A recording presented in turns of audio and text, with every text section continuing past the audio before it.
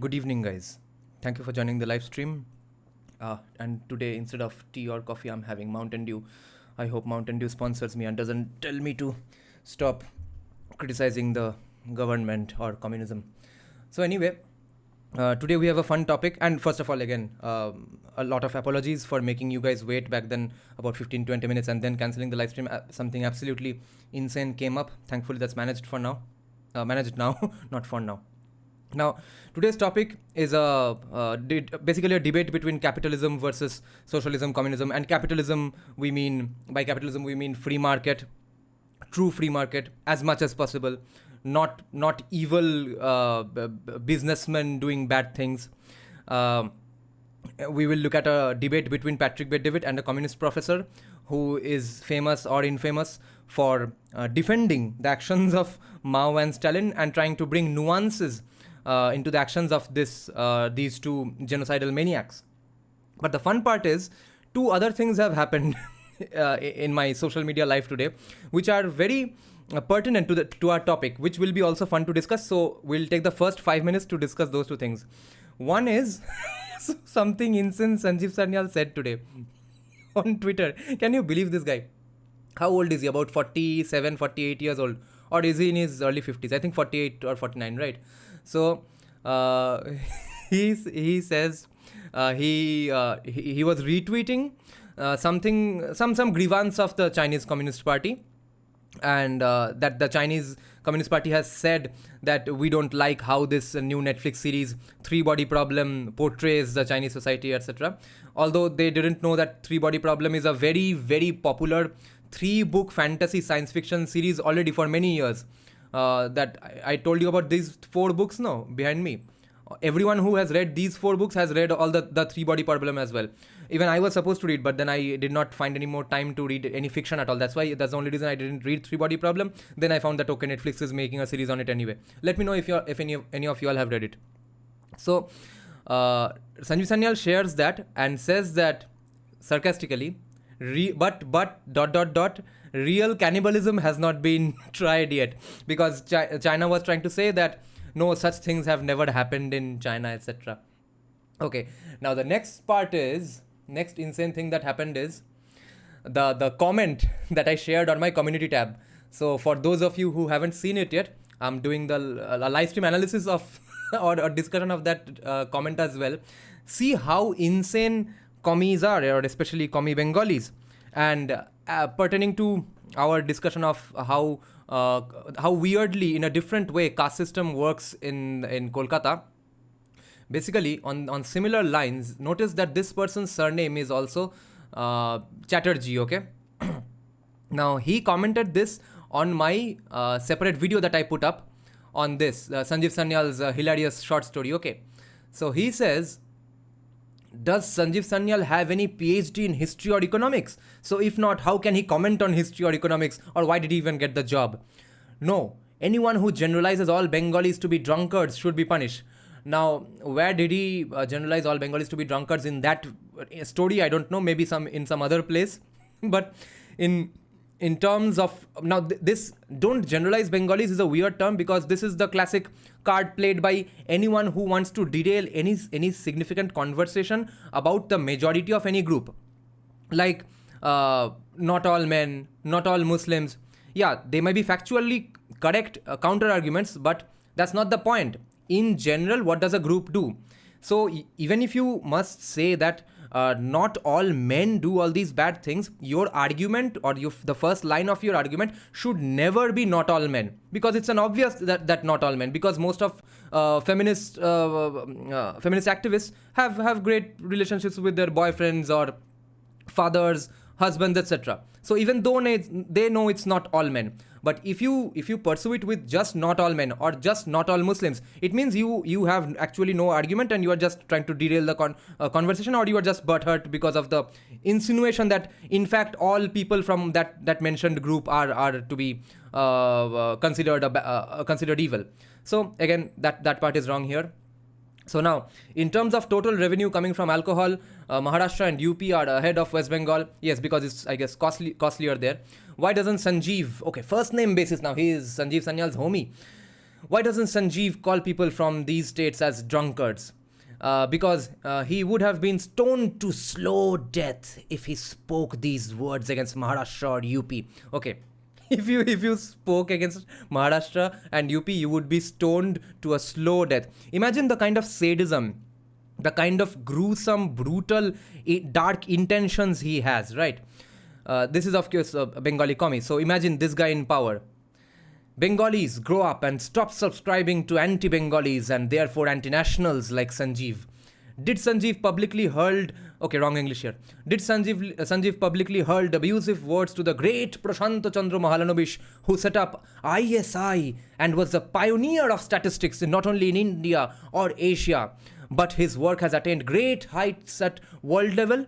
Then why Sanjeev shouldn't be booked under a PIL and be put behind bars? Okay, so Prashant Chandra Mahalanobis, okay, the man who sent our GDP to hell, GDP growth rate to hell, when India's GDP growth rate was minus 2.1%, at that same point, Pakistan's GDP growth rate was 10.1%. And before in 1991, just before in 1991, when the great Narasimha Rao and Manmohan Singh turned the country around from socialism, our GDP growth rate had grown up to 1.1% because of the genius of Prashant Chandra Mahalanobis. Then why Sanjeev shouldn't be booked under a PIL and be put behind bars? Free speech. If there is any anti-national in India, it is these people who are against the multi-community fabric of India. Oh my God. So Sanjeev Sanyal somehow is advocating for the eradication of Bengalis, according to this man. Maharashtra has a vibrant and brewing and wine industry. Yes. Yeah, pin of shame. Yes. Then one hilarious comment came up. Rutvik, I think he's from Karnataka. I pinned this one because this one is a weird criticism. Rutvik said the most insane thing. Okay, where's Rutvik's comment? Arey, kaha gaya Rutvik ka comment? He said that the lack of mention of the nobles is disappointing. So anyway, let's start today's topic now.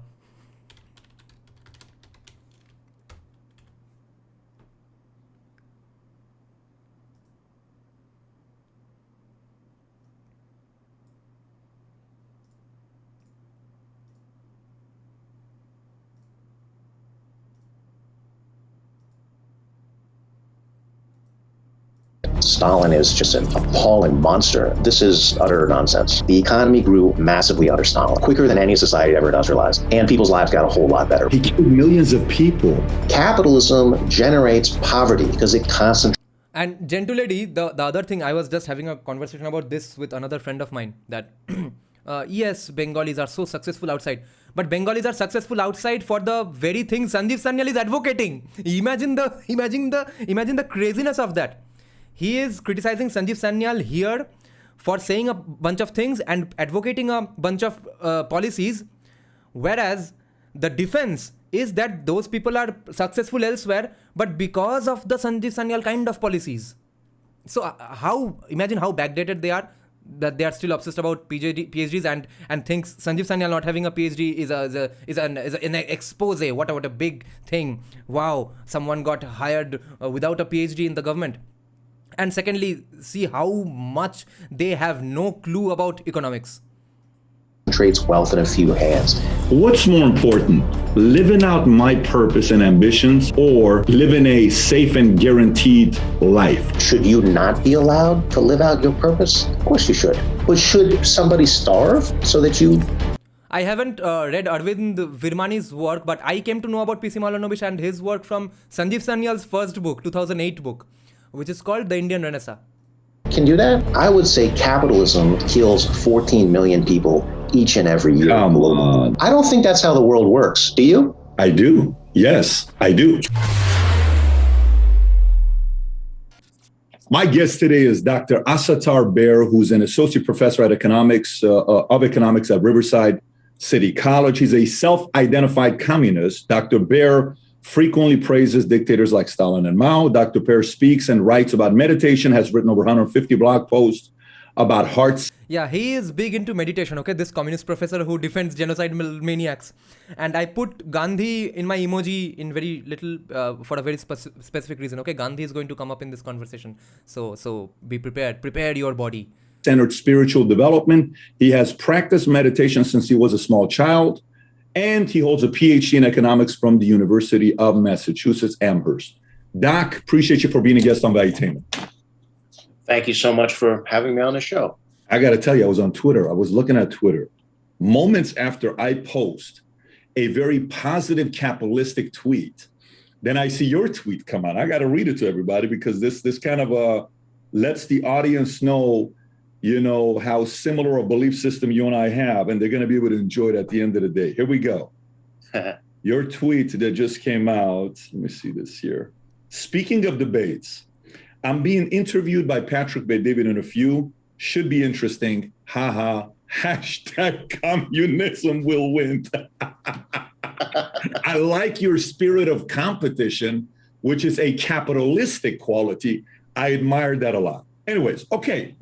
So, Doc, we got some time together. If you don't mind, would you mind taking a moment and kind of sharing with the audience your background, upbringing, school? So only reason I'm not putting it on 1.25x is because this guy is very coherent and speaks pretty fast, okay?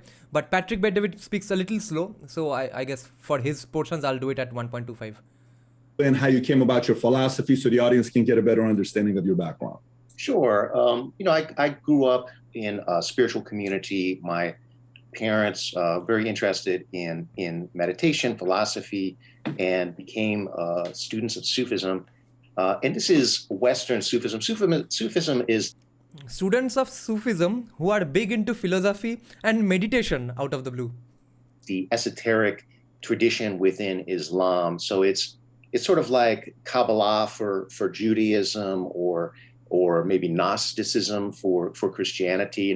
Most religions have a kind of esoteric side, right? So, and Sufism, is often very deeply embedded in Islamic culture. But in the United States, it takes a very different kind of form. Okay. And the order that my family belongs to is a very universalist kind of branch associated with a fellow named Hazrat Inayat Khan, who taught Sufism in the West.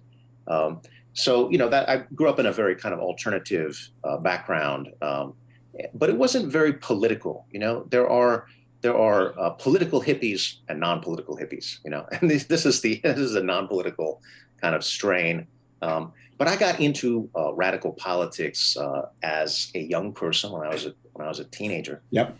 And it's at that point that I began to study Marxism, and I ended up studying that quite seriously, and studied in college and graduate school with the noted Marxist economist Richard Wolff.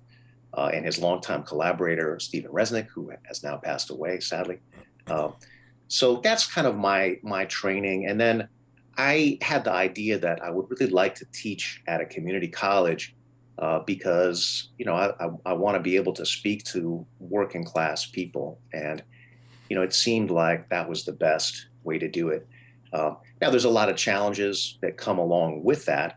And that's what I've done for about the last 20 years. I did take 5 years out of that and ran a nonprofit.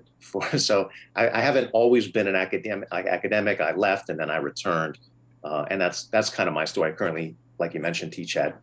M. Shastri, remember to mention the paper once again after the live stream is over, okay? We'll discuss the full paper only, unless it's about 100 pages long. That seems very interesting topic. And AA, why are commies so shabby looking? See, it's a different style, but ask all those millions of women who date one or two commie shabby looking men, okay? Why don't they find them shabby?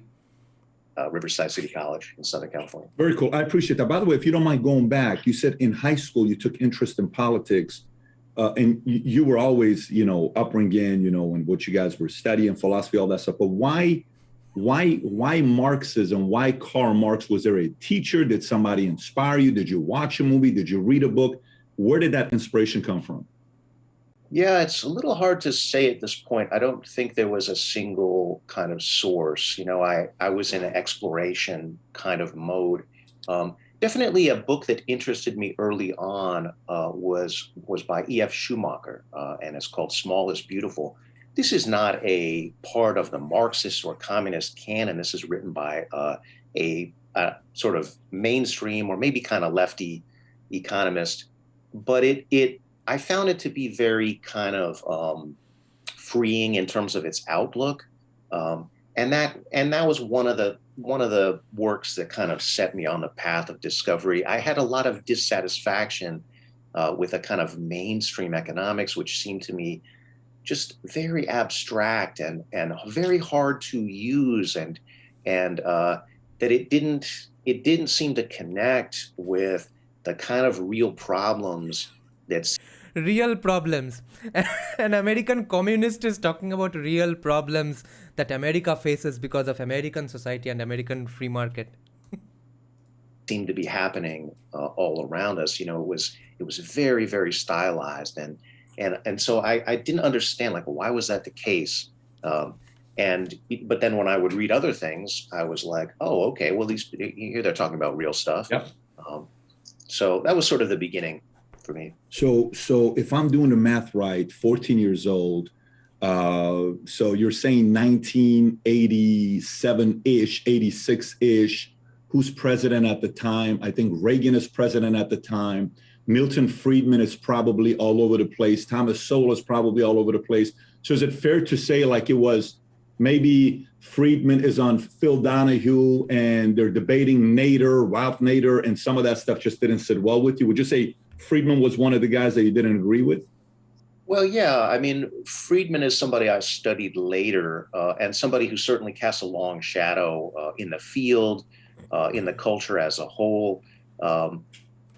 Definitely, an important intellectual figure in terms of, what we could call the rise of neoliberalism, or the neoclassical counter-revolution that occurs because, what happens, of course, in the post-war era is that Keynesian economics becomes really the dominant form of economic theory. And its focus is, how can the state manage and regulate capitalism, right, to the benefit of society? That's the kind of focus of Keynesian theory. And Friedman in the Chicago School really systematically attacked Keynesian theory. Would it be fair to say that Keynesian economics is what Narendra Modi is doing? In favor of, a stripped down kind of free market. And that's the neoliberal kind of philosophy, right? That the state should have a very minimal role in the economy.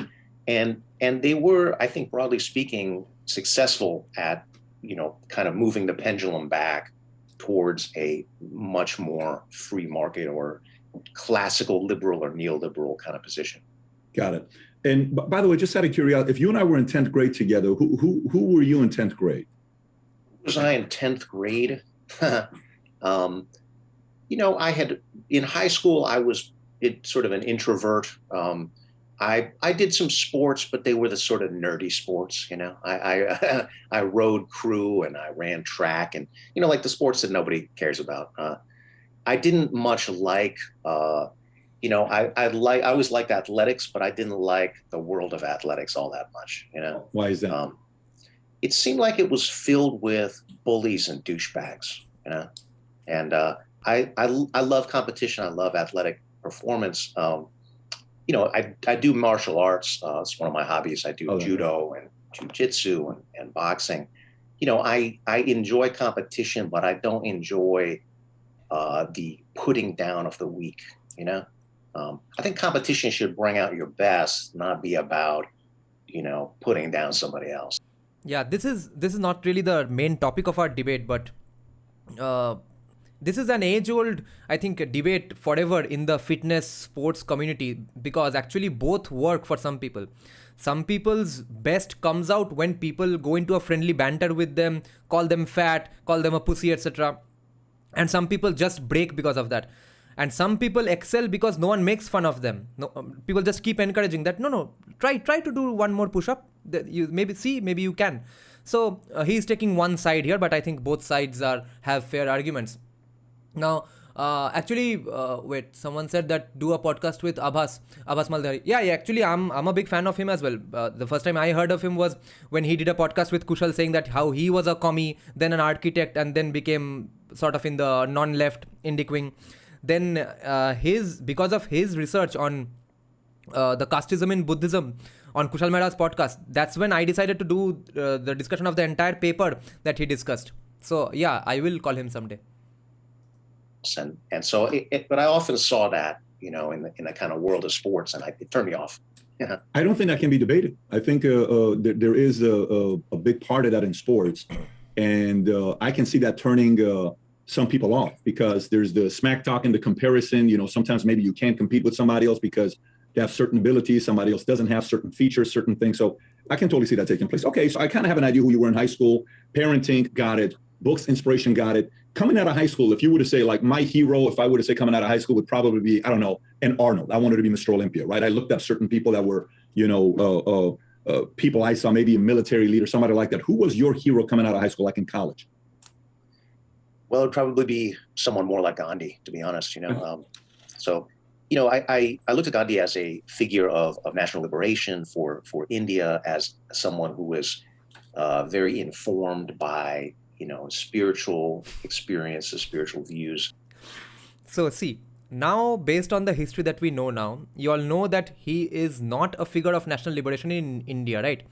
Now imagine the impact, negative impact that India's commies, Congress has had on the world and America in general, that not only have we sent NRIs and commies who have destroyed their country, but also their commies are inspired from the fake history we have taught, so that this commie thinks that Gandhi was a face of national liberation, and how much, even though he was a face of national liberation against the evil colonial system, even then he was so much in touch with his meditation and spirituality. But also took an interest in, real politics and, things like economic development. And so, that certainly had a big impact on me as a young person. Has that changed to today? Has there been an evolution to your heroes? Well, yeah. Who would you say today? Is your hero like a Eminem? Is it I don't know, maybe a president? Is it a former author? Is it a live person? Is it a dead person? I don't think I relate as quite so much as I did as a young person to that concept of having a hero. I think we are too individualistic about, the role of individuals in terms of history. Marxism is focused more on the collective mass of humanity, right?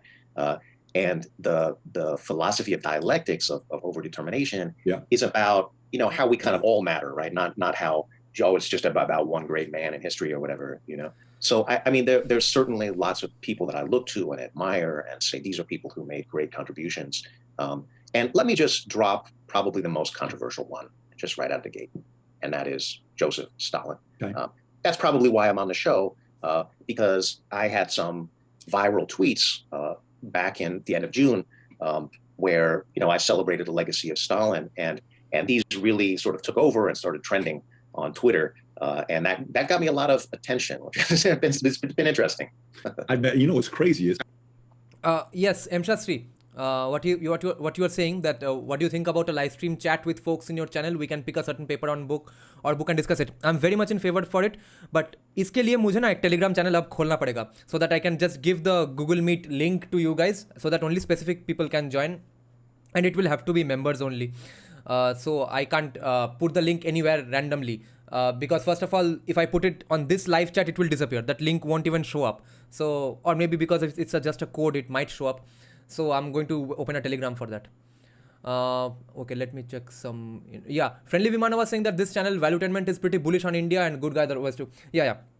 And he's probably the only only American right-winger who has never shown any, let's say, bad notions on Hinduism. Okay, otherwise everyone else believes, except Ben Shapiro. Ben Shapiro, since he is Jewish, remember I told you that Ben Shapiro, in his latest appearance on Lex Fridman's podcast about 1 year back, in the last 1 or 2 minutes, he in fact went on to the conversion idea. They were talking about respect, self-respect, mutual respect, etc., and sympathy, empathy, these things.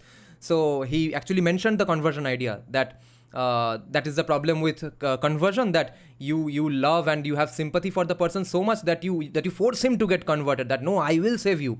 So Ben Shapiro is against those things, but of course he also thinks badly of India because he reads only Ramchandra Guha. He thinks, I guess, yoga is also evil. I'm not sure exactly, but these people usually read about India and Hinduism from only commie sources in India as well as outside, Breitbart, etc. But Patrick Bet-David, since he has been to India as well, I guess, or maybe he is coming from a different perspective into USA. Therefore, he knows who is screwing up where and how to get to the real news better, more than Ben Shapiro and all, etc. Maybe that's why he doesn't have any bad view of Hinduism. I have family members who admire Stalin. I mean, you got to realize my mother's side, they're majority of them are communists. You know, interesting. Their Bible was Karl Marx Communist Manifesto. They escaped. They're Armenian, so you figure they were in Russia. You have Stalin, you have Lenin. They admired these men in many different reasons, and then they left, came to Iran, met my dad. My dad was an imperialist. So imagine an imperialist marrying a communist. You know this thing's not going to work out, right? Just a matter of time. They got 2 divorces in 20 years. The second time they got remarried, I was born. So I'm kind of glad they got divorced twice, not once, because if it's only one divorce, I don't exist. So if you don't mind, I'm going to read the tweet. And you can unpack it. So people, you're not just going to read the initial one, right? You're going to read it's a long one, so I'm going to go through the whole thing. You tell me when to stop, I'll stop. So people say I idolize Stalin. Not true. I hold a fair and balanced view. The man was neither a savior nor saint, but he was at once a very successful revolutionary, a great contributor to Marxist theory, and said to be a great listener and collaborator during discussions. And then there are his successes as a leader. First, the foresight to fear a belligerent German fascism, then the tactical ability to successfully defeat the world's greatest invading army, combined with the strength to make tough decisions that have no easy answers. I simply think one should read everything the man wrote and then make up your own mind. I would certainly conclude that he is one of the great leaders of the 20th century, though. So that's what you said, if you don't mind unpacking that. That is the one that caused Stalin to trend, and Twitter even wrote a little editorial. I think Twitter felt that they had to explain this, So they said, trending Stalin, and then it said, Dr. Asatar Bey of Riverside City College, right, has defended Stalin, blah blah blah. And I thought, isn't that interesting? Somebody from Twitter had to try to summarize the situation. That tweet got something like 20 million impressions. And, I wrote this knowing that this would probably be somewhat, let's say, triggering, right? Sure. We are taught in the United States because of anti-communist propaganda. We're taught that Stalin is just an appalling monster, and there's not a single thing that he did that was good. And this is utter nonsense. We look at the achievements of the Soviet Union, and what we find is that the Soviet Union improved the lives of ordinary people more rapidly than any state has ever done in history. Now that's what see, where to begin? First of all, why are we supposed to discuss the achievements of a person who killed millions of people, many more millions than Hitler? Second of all, if at all we try to compartmentalize and detach the man's murderous tendencies versus his developmental tendencies, then you must basically realize that अरे भाई वो development हुआ basically because he was keeping everyone under chains or going around killing anyone who disagreed with him. Third of all, would this person then therefore not have a problem with BJP? Because if at all we believe all the accusations against BJP that yes, BJP may be doing great development, but it's coming at the cost of the oppression of Muslims, would he be in favor of that? Nobody knows. Probably no, right? Fourthly, wait, I forgot the point. I'll come back to it. A remarkable achievement. So we're talking about two things here, right? First, we're talking about a massive expansion in the size of the economy, right? And when I say that, I'm talking about conventional measurements. I'm talking about GDP, right? Now, there are some differences in terms of how GDP is reckoned in socialist countries and so forth. Let's just leave that aside, right? The fact is that socialism under Stalin massively grew the economy more than at any other point in Russian history, right? So that's one thing. Now, the second thing, GDP doesn't mean that much, though, in terms of how the average person is doing, right? Because yeah, the fourth thing I was going to mention, this reminds me. This is what Meenakshi Jain had pointed out about Satish Chandra's writing of history. Remember that insane review we had discussed many months back, about 2 years back. So Satish Chandra, when defending Aurangzeb, was saying that, you see, Aurangzeb was a pious, good Muslim who played Veena. So वो औरंगजेब वीणा बजाता था, उसी तरह Stalin भी वो बहुत अच्छा development करता था. डेवलपमेंट के चक्कर में थोड़ा कुछ मिलियन लोग मार दिए. अब क्या करें? The size of the economy can grow, and we have no idea, where does that wealth go, right? Does it go to a small number of people? I mean, that's typically the pattern, right? Typically, I mean, Marx said, right, the history of hitherto existing society is a history of class struggle. That means a small group of people tends to take the lion's share of the wealth of an economy, and this is going back thousands of years, right? Did that happen in the Soviet Union? The answer is absolutely not, right? The wealth went towards improving the average person's life and especially towards improving the lives of the very poorest. That is extremely unusual, right? That is, in fact, there at the time, there's no cases of it. There's no parallel. There's absolutely no historical parallel. So What does that lead to? In hindsight, we can have better data. No, why do we need to pretend that right now it's also going on? It's not.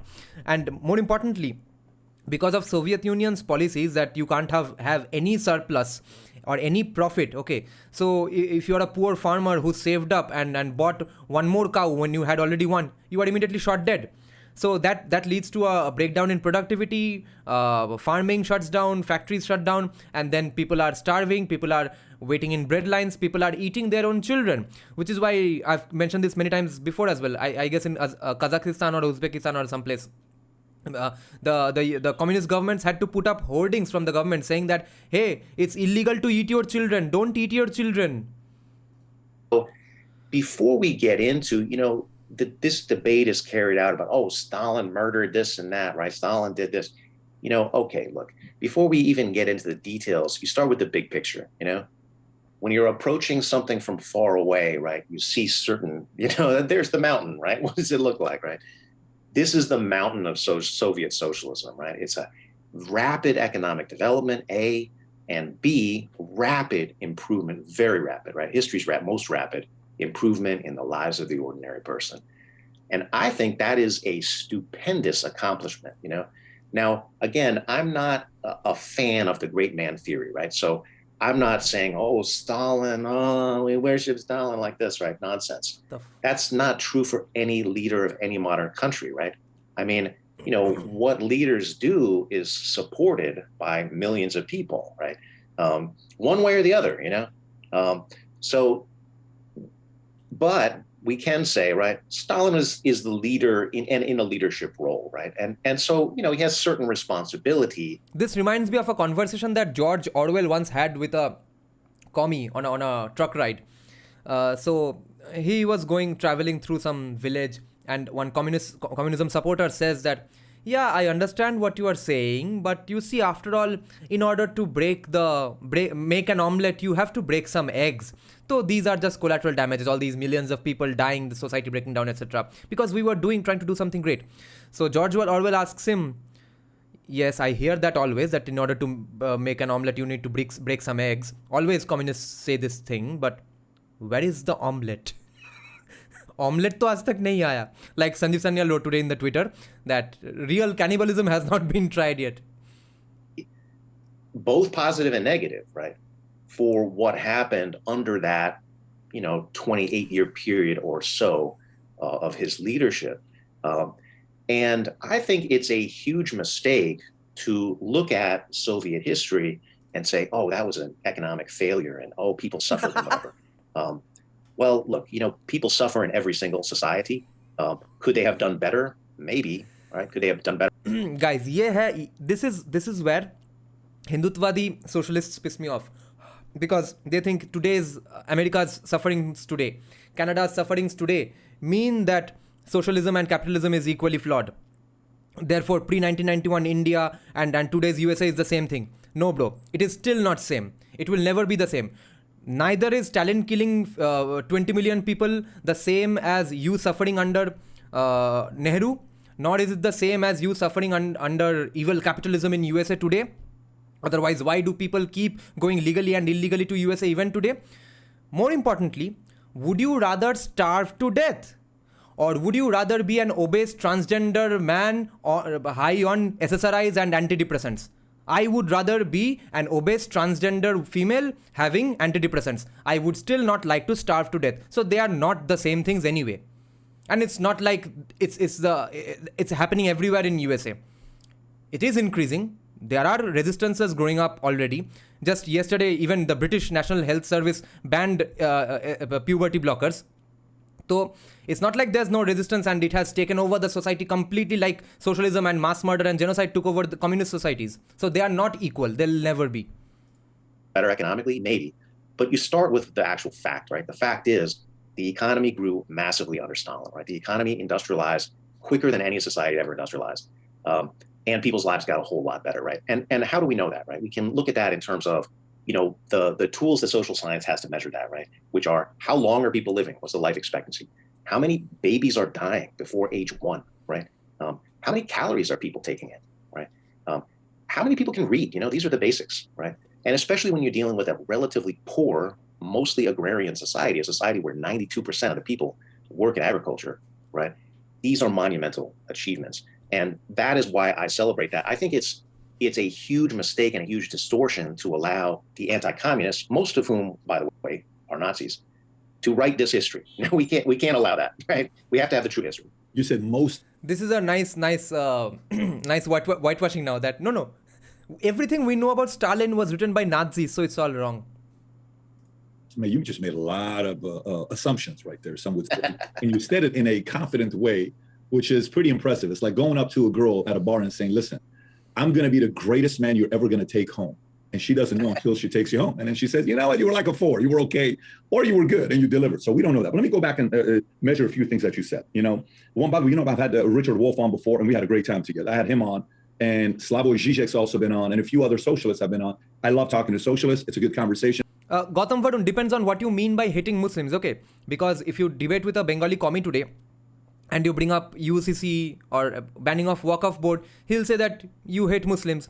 Or what I would call hating Muslims is you see a random Muslim rickshaw puller passing by and you say, Chup bhasri ke, chal bhasri ke, bhag yahan se. That would be hating Muslims according to me. So Savarkar was not like that. Because I think the audience wins. So, you said, what it did to the economy, it improved the average person's life.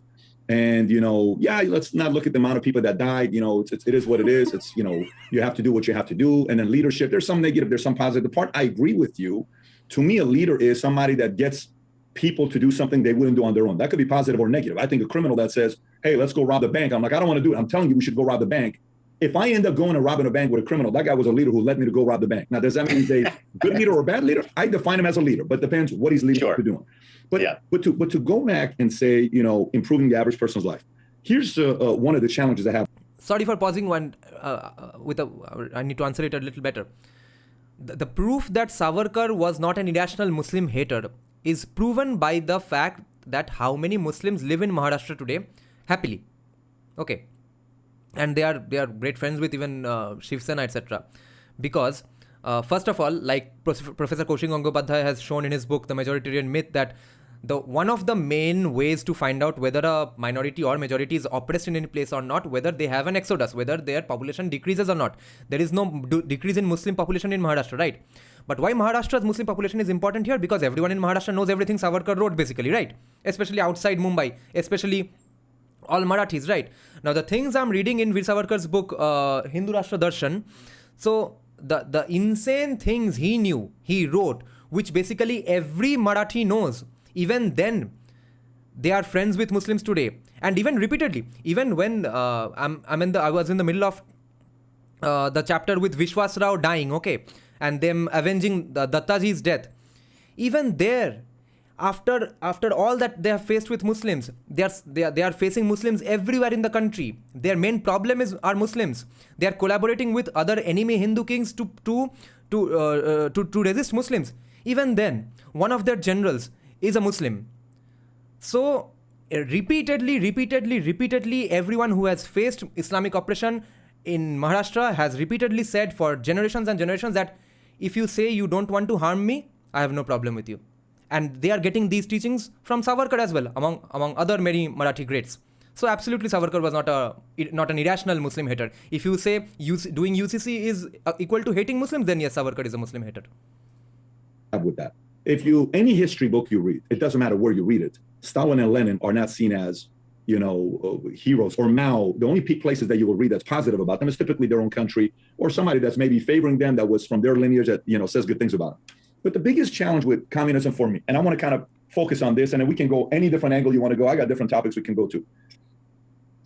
The concept of force versus choice. So who is the government to determine what improving means to me? Maybe I want to build my life at a different scale. Communism doesn't allow me to do that. Choice is eliminated under communism. Choice is there under capitalism.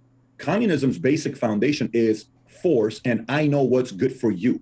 Now, you're going to disagree with that, so I want to know where you're going to go with. Now, this sentence is very important. I know what's good for you. That is the basic Abrahamic proselytization principle. Right? That you are in darkness. You don't know you are in darkness. I know you are in darkness. Now I'll show you the light of Christianity or Islam. So, and that is how, unfortunately, today's political party-based democratic system runs. The political party has to go around proselytizing. Disagreeing that, because I don't think communism exists without a level of force. Do you? I would agree with everything that you said, but we have to change the term communism to capitalism. It is capitalism which gives us no choices, right? The average person has nothing, right? You cannot have freedom if you have nothing, okay? So now when I say the average person has nothing, what does that mean, right? It means how much liquid wealth does that person have, right? Okay, so if we look at 90% of Americans, and richest country in the world, right? How much liquid wealth do people have? The answer is almost none, right? Almost none. Now, even if when we start approaching the top 10%, that answer does start to change, right? So the top 10% has wealth, but when we look at how much wealth they possess, almost all of it is illiquid, right? So almost all of the average person's wealth is in the form of their home, right? Now, the average person does not own a home. They own a portion of a home, right? Home equity. But this is not wealth that you can use, right? Because the most you can do with that wealth is you can borrow against it, right? You're using it right now, right? You're living in it. So if you try and use it, you have an immediate problem, which is where do you live? Here's the question, right? Does the wealth that you have, even if you're at the 85th percentile or whatever, right? Even if you're sort of near the top of the income distribution under capitalism, does it allow you to stop working and do whatever you want, right? Imagine if you could do whatever you thought would make you the most happy and be of the greatest benefit to humanity, right? Does it allow you to do that? The answer is no, absolutely not. Does it allow you to do that, right? And I can say this as a pretty privileged position, right? I mean, people can look up my income if they want. My critics do this sometimes on Twitter, and they say, look at this communist, he's all privileged and they high income and whatever, right? Like one shouldn't or something as a PhD college professor, right? The point is, right, even if you're doing well on the income ladder, you probably have almost no wealth, right? And if you do have some, do you have enough that allows you to live off the proceeds and do whatever you want? The answer is no, except unless you're in the top 1%, right? Absolutely not. So if you want to talk about freedom, right, that's what I think of as freedom, right? I think freedom means you get to control your time. You get to decide what you do. I mean, that's the most precious resource that we have, right? Let's take that. I don't mind taking that. So let's go with that angle right there. So now, the next discussion we are planning with Madam Political Scientist, we are going to discuss basically Mao's policy, where that's pertinent to this context here. So every college socialist or communist thinks that they will have to work less hard, like the professor is insinuating here, that you have freedom over your time, that is freedom. So a few days back, a meme was going around that in capitalism, you either work or you starve. That's sort of an exaggeration, obviously. But in communism, you work and you starve. So that's basically what happened in Mao's China. One fine morning when Mao came to power, he killed many businessmen and forced many businessmen, or maybe pressurized them in such ways that all of them committed suicide mysteriously. And the next day, in a matter of few days, every business was state-owned. Okay, when they became state-owned, Mao stopped all the holidays, working hour bullshit, etc. Okay, then people had to end up working even harder under Mao. You said everything you said I agree with, except I would replace communism with capitalism. Okay, so a couple different things there. The average person, wealth is measured based on liquid savings, not based on the income they make. Fine. Do you think it's the choice of the individual on how they spend their money? And do you think there are people that are better with their money than versus those who are not good with their money on how they spend their money? Some have good habits, some have bad habits, right? Like when you say I'm a PhD and you're making good income, You earned the right to do that. You went and got your PhD. I think you, whatever you're making, whether it's 120, 150, 200, I haven't looked up your income. If you have the discipline to go, I haven't looked up your income, but if you have the discipline, you can look it up later. Yeah, but if you have the discipline to go get a PhD and you were a thought leader professor, if the market pays you good money, more power to you. But I think that's more based on the choice of the individual on how they spend their money. I got guys in sales that make $500,000 a year and they're killing it in income. They got $100,000 in savings because they got 4 Lambos. For what? You don't need 4 Lambos. Then I got guys that make $78,000 a year and they got $2 million in savings. So that argument gets stopped based on the habit of the individual on what they do with their money. Don't you agree? No, not at all. Because, and you see, before the professor makes his point, this is where dharma comes in. Sukhasya moolam dharma, dharmasya moolam artha. The example that Patrick gave can be solved with this one quote of Chanakya's. I make $78,000 a year and they got $2 million in savings. So that argument gets stopped based on the habit of the individual on what they do with their money. Don't you agree? No, not at all. Because, in order to have the ability to save at that level, you have to have income at that level. Like, let's not act like the average person makes 78K or 200K or 500K, right? Those are not average incomes, right? So, if we want to talk about who is average, we need to talk about median figures, right? So the median household income in the United States, right? And this is household. So that includes every member of the household, right? So there's about a little over 2 members of the household on average, right? In the United States, 160 or so million households. So the average is about 60K, right? So that means half make below that and half above that, right? Sure. Now, income is not the whole story though, right? Now, well, look, I should just... And this includes illegal immigrants, right? Just to finish that point, right? We are dealing with masses of people. Rents have been rising much faster than incomes have, right? There's unemployment. I mean, these are the unemployment, which is because of minimum wage laws. Just today, I was seeing a news in Twitter. What some pretty famous, pretty common name, some big company in USA basically gave in to some demand of making the minimum wage law up to $20 an hour, and immediately next day had to fire 20 people. Constant problems of capitalism. Capitalism has such an emphasis on employment, but does it guarantee everyone a job? Not at all, right? Do you think, even under good times, you have millions of people who are looking for work and can't find it. How much of it do you think is on the individual to increase their market value? Well, individuals can certainly do that, right? You can. I mean, I'm sort of in the business of encouraging people to do that, right? Go to school, get your AA, right? Get your BA, get your BS, But okay, and one thing he mentions about rents going higher up. Ask him, where are the rents higher up, in California or in Florida? The rents being higher has a lot to do with government intervention itself. Okay, a billion license Raj kind of things, regulations about how and where can you make your buildings, rent control, all of those things increase rents. Is everybody going to do that? I mean, I think it's sort of cruel to tell everyone, hey, listen, we've got to cross this river. 9 of you are going to make it. 1 of you is going to drown. Good luck. Like, yeah, but wow, maybe you could say, look, you kind of eat a little too much and you put on too much weight. Maybe discipline yourself a little bit so you can have stamina a little bit more. You can say, what's wrong with us saying, look, instead of watching Netflix all day and playing video games, maybe spend that same amount of time learning a new skill set so the market could increase your value. Is there anything wrong with that? Is that cruel? I think it's... Let me be fair to the communist professor here. Patrick Bet-David and the communist professor are basically talking about 2 different demographics here. That's one problem here. Because Patrick mentioned 2 kinds of people here, right? One who are just eating bad fast food and they're not working out. So there is, of course, a gigantic, basically 90% of USA does that. But in poor income neighborhoods where they are doing 2-3 jobs, etc., because of the problems in their economic system, those 2-3 job wale log, they are eating only fast foods, which is, of course, a great way to eat because it's fast. It's easily available. There are no great shops even or grocery stores in their neighborhood. So some people are stuck with eating fast food and nothing else anyway.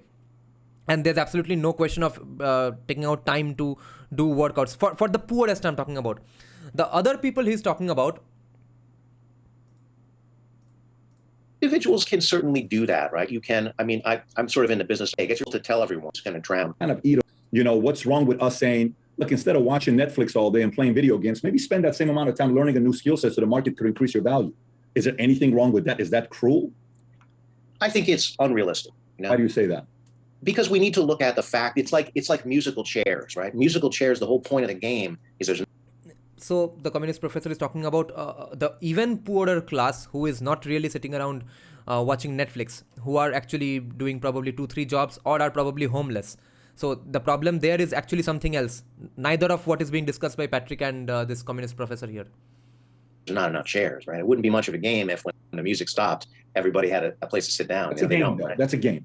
That's a game. Sure. But our economy is not that different from musical chairs, right? I mean, like, there's always going to be millions of people unemployed. I mean, we can look at the lowest unemployment figures in the series, right? And what does it translate into? It translates into several million people unemployed. I mean, that's just the reality, you know? Every 1% of unemployment is 1.6 million people or thereabouts, right? So you always have millions of people unemployed even in the richest capitalist nations. You just hope it's not you, right? You just hope that you hustled hard enough and it's not you. I call that cruel. Yes, absolutely, that's cruel. Because we are saying, look, somebody always has to suffer. Fair enough. In theory, that's a good argument that yes, that's so cruel that you have to work hard and you are not even sure whether you have a job or not. Conversely, in communism, in USSR, you don't have a job, you will starve to death even if you have a job. And even more significantly, in communist West Bengal, your job guarantee is to such an extent that you don't have to do anything.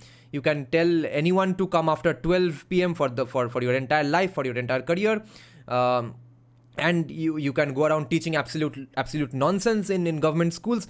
Even then, your job will never go away. So there are flip sides to everything. Suffer, right? That's a structural cruelty. Do you have any kids? Yeah. Do you have any kids? I do. I have 2 kids. They are 11 and 14. 11 and 14. Do you feel they have to contribute to society and where they're living today? Do they have any responsibilities or no?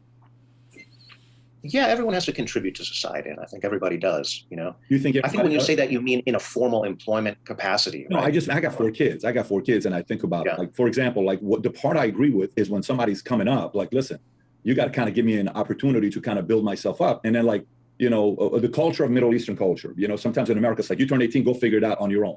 Versus, hey, listen, let me give you a little bit of a head start, and then go and do your thing. You know, so but some Right. may go out and be independent at 18 and never come back. But some may go at 28, 26, 25. It varies. I totally understand that part.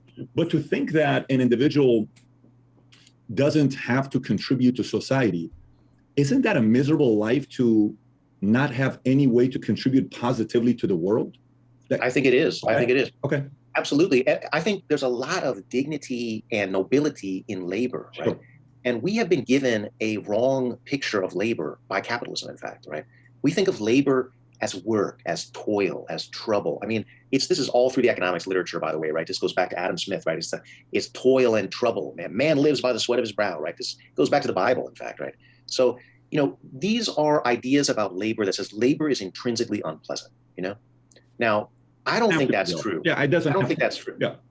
Yeah, no, you say it doesn't have to be, right? I think there's 2 different versions of that, okay? There's one version of that, which is a kind of capitalist version that says, yeah, look, work doesn't have to be shitty, but it will be if it's low wage. So don't be stuck in a low wage, shitty kind of job, right? That's the kind of capitalist version. The Marxist version says no work is shitty, right? What makes work crappy is the exploitation, the alienation, the low wages, the precarity, the fact that you never know, right? Is your wage actually Which always happens in communist countries and communist states of India. going to even keep up with the cost of living, right? Those are the things that make work crappy. It's not the work itself, right? People say, well, who's going to pick up the garbage? This is a funny one to me because people that pick up the garbage, tends to be a pretty good job, actually, right? Like, you know, sanitation workers have good unions. They tend to have good wages, good benefits. It's a good job, right? Lots of people would be very happy to have a good job as a sanitation worker. So. Right? Yeah. Yeah. So, you know, people always say this to me under socialism, right? Well, who's going to pick up the garbage? I don't, you know, nobody wants to do that, right? I don't think that's true, right? People want to be of service to society as long as they are getting their needs met, right? Okay. So, I mean, No. This is that good person versus bad person argument, which I absolutely despise. No one wants to serve society unless there is some incentive. So incentivize things in such a way that people end up doing good things for the society anyway. There are no unpleasant kinds of jobs, but there are ways of structuring them that make them crappier or make them better, depending on how they're structured. So then what you're saying is there are some shitty capitalists. You can't debate that. There are some that are very selfish. All they care about is themselves, and they don't treat their employees right. Fine. Who do you think of when you think of a capitalist like that? I mean, just who springs to mind? I mean, I'm sure you're going to say Bezos. You're probably going to bring up Bezos, or you're going to bring up probably, I don't know, who you're going to say. Who's the modern day guy you would bring up? Musk? Bezos? I don't know who you would. Who would you say? I don't know. I mean, those guys definitely get a lot of press. Because the way I see it is in the following way. I see it as, if you and I are friends, okay, let's just say you and I are friends. We have opposing, but I got a lot of friends that we have political differences. I got them here. I mean, we have a podcast with a guy, we don't see eye to eye on politics. But say you and I go to dinner together, okay? All right, we go to dinner. I got you. Don't worry about it, Doc. This is on me. What do you want? You want wine? It's on me today. Don't worry. I got the sushi today. Great. We go, I treat you good. We have a good friendship together. I respect you. I respect your 14 and your 11-year-old kid. I respect your family. I see them. Hey, anything I can get you? Is there anything I can do for you? Great. And you're respectful to me. We're probably going to have a long-term relationship together, friendship together, and we're going to enjoy each other's company. We don't have to agree on everything, but we're going to. But if I treat you shitty, if I betray you, if I disrespect your kids or your family, we're probably not going to be friends for too long, because you're not going to put up with it. And I don't think 99.9% of people will put up with it. So what does that mean to me? The market, who is filled with people who make their money and they become arrogant and mistreat people, they're the ones that make others who take care of their employees well, their clients well, they make them look good. So you almost need a little bit of that to get somebody to say, you know what? I gotta tell you, I used to work at John's place, man, he treated me like crap. But man, I love working for Mary. I've been with her for 11 years. Every time I've done well, she's given me a raise. I've gotten a bonus. She's good to my family. See, this communist professor brought the argument to that good person, bad person thing, which is absolutely useless. And yesterday, some guy had, some Tamogno Gangopadhyay. He's a frequent viewer of our channel. He commented a very nice thing when I posted that IAS aspirant guy threatening me or with physical violence. That the Tamogno guy said that actually many MPs, politicians are way more polite to you if you meet them than IAS officers, bureaucrats, etc. Why? That's basically a free market of politicians, at least, right? He has, at least on face value, some kind of accountability. He at least needs to pretend to be at your service for the votes, etc. Okay, to avoid some sort of controversy. If it's a completely in power politician, then he might end up killing you. But at least if you do end up going to meet him, he won't treat you the way bureaucrats and government servants treat you. So where is this good behavior, bad behavior even an issue in capitalism? People who are assholes will be assholes no matter where they are, no matter what their power, whether they work for the government or for Jeff Bezos. This personality talk is so irritating. Yeah, I go on vacation. She's giving me plenty of, when I had my 2 kids, I had my leave time, I had this, I had that. So I think there is the good and the bad, but I think the bad makes the good a win. Because, like a lot of times on the socialist side or the communist side, the first person they like to target is Bezos. And like Sanders will go after him, or AOC will go after him. Look at this guy. He doesn't take care of his people, and he treats them like shit and all this other stuff. Guess what? I got a person here that's my camera girl. She didn't like working at Amazon. She said, I didn't want to work there. They didn't treat me good. She left. No one's forced to stay there. In communism, you don't have a choice. Yes. At the moment, if hypothetically, if there is no cartelization, which is also illegal, which the government must take care of, if you don't want to work at Amazon, you can go work somewhere else. But imagine the condition in pre-1991 India. Imagine the condition in West Bengal up until even 4 or 5 years back, or in some ways even today, that if your government job is the only way you can have a job, where are you going to go when your boss treats you badly? Kya option? So what I keep saying, that people are so desperate for a government teaching position job in West Bengal that they are protesting on the streets for 7-8 years. Why? Lack of options and lack of capabilities as well. So imagine when they do get the job, which they have protested for 7-8 years sitting on the street, instead of getting any other teaching job. Okay. After they get to the school, their principal behaves badly with them. What the fuck are they going to do then? Complain to Jeff Bezos? It's pure force. In capitalism, if you work for a shitty boss or a shitty company, you can lead them to go to a different place. You can do that in capitalism. You cannot do that in communism. Yeah, but what's your fallback, right? Let's say you don't have the money to leave a job, Right. Let's say you don't have any savings because you're a low-wage worker, right? Why are you a low-wage? If you don't have the money to leave, then you suck it up. Life can't be completely fair. This is why Thomas Sowell's great quote. There are no solutions, only trade-offs. Maybe make it a temporary thing.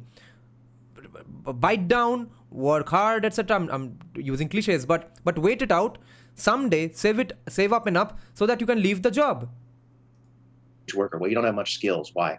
Well, because you come from a poor family, No, they are not talking about Amazon developers. They are talking about Amazon, the go down workers. Okay, warehouse workers.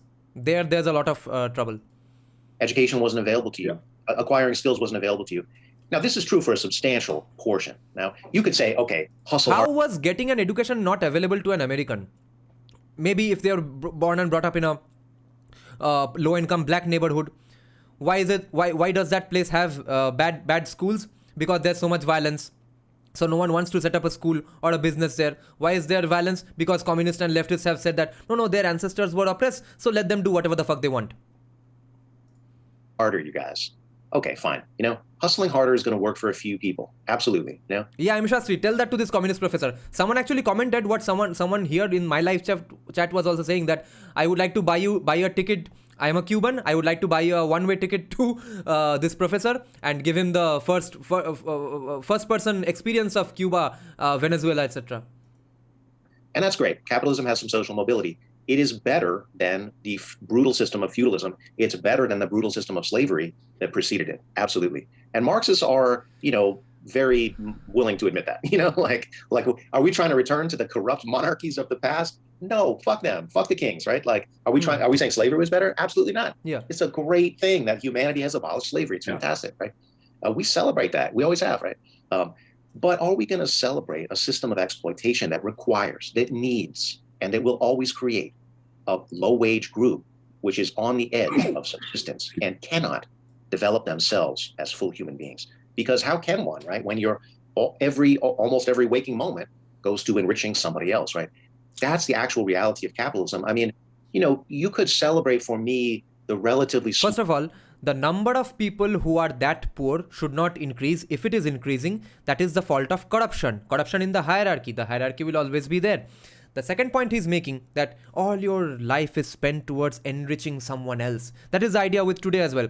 Rising income inequality. So many billionaires in India, but even then there are poor farmers who are committing suicide. So bhai, if you are enriching someone else, are you not getting enriched yourself as well? Where does it happen that only the top person is getting enriched, but your wages are stagnant and never increasing, and you are stuck in the same job ever and ever? More in capitalism and capitalism or socialism. He is basically describing pre-1991 India and talking about it as if that's capitalism. Small number of forward-thinking woke capitalists. They exist. They are out there. There are good employers. There are, who gets a lot of press is this guy Dan Price. That's that. I've had him on, by the way. I had him on 4 months ago. Okay, well, you know him then, right? Yeah, I had him on. So pay the workers well, and they'll do well, and this is in like. Didn't this guy's company go broke? Capitalism, right? I say it's a illusion. I say there's a few of them, fantastic, right? They make life better than it would be otherwise, but it's still a brutal system. Like when I say capitalism doesn't guarantee you a job, that's true, right? And that's not all it doesn't guarantee. It doesn't guarantee you a house, right? So this is why we have over 500,000 homeless people in the United States, right? Homeless people does not happen because of a lack of guarantee of houses. There is a home guarantee in South Africa as well. Even then there are homeless people. Just because you make a law and declare a right doesn't mean that product falls from the sky. Capitalism generates poverty. It does not lift people out of poverty. It generates poverty because it concentrates wealth in a few hands. That is its primary mechanism. I mean, are there times where societies decide to go against that for whatever reason? Yeah, there are. But they are at constant risk of getting undone. And this is what we're seeing, right? The places that... And even then, even if you're jobless in America, unless now that there are higher minimum wage laws, if there were even lesser minimum wage laws, if the minimum wage was in fact lesser, there would be even less joblessness. And a lot of the joblessness has happened because why? Because they tried to be so good friends with China. Their manufacturing should not have shifted lock, stock and barrel to China. Have nationalized healthcare. Let's take Britain, for example.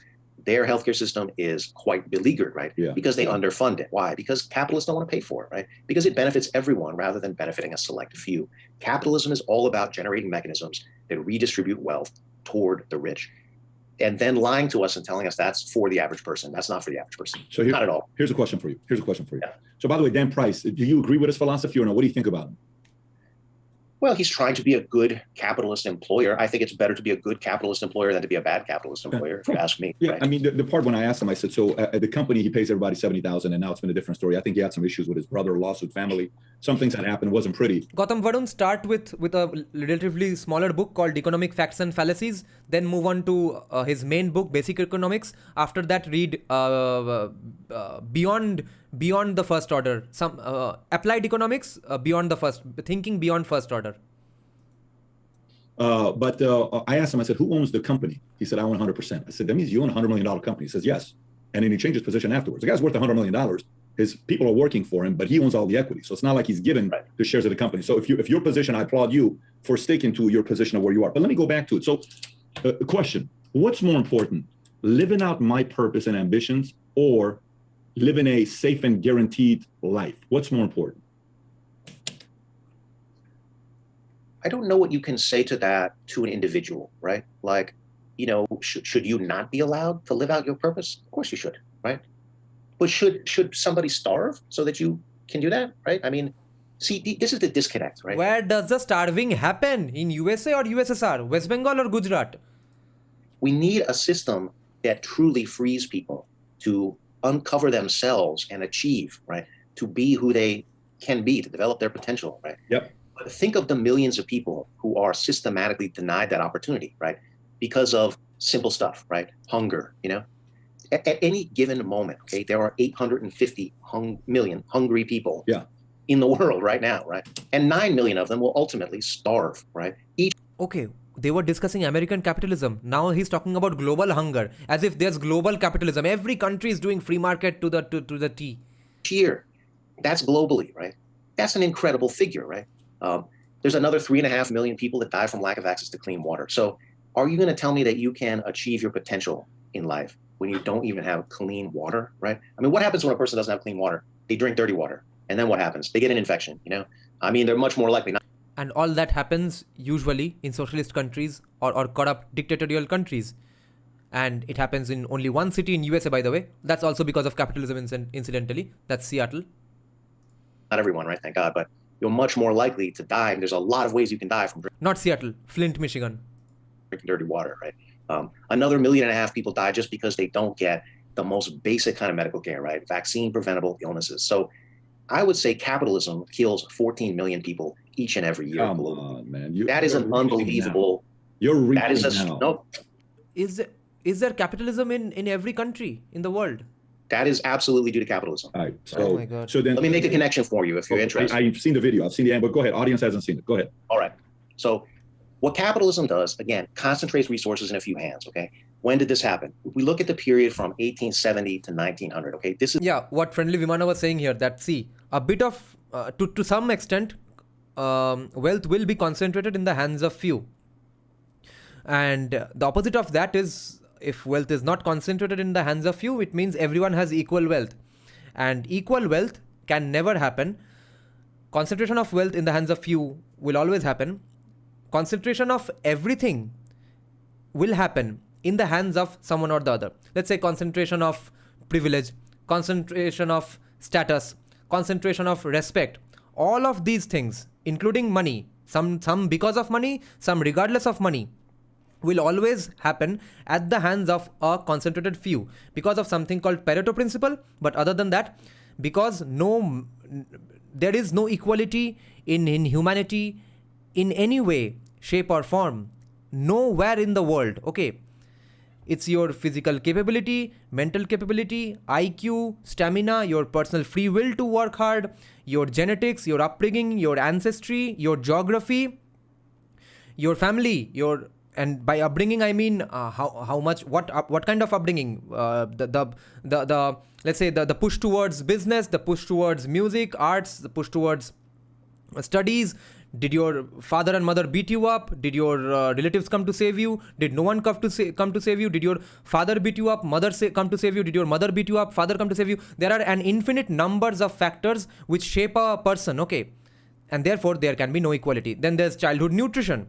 So if there are so many barriers to people being equal, how will their results, outcomes, meaning wealth, be equal?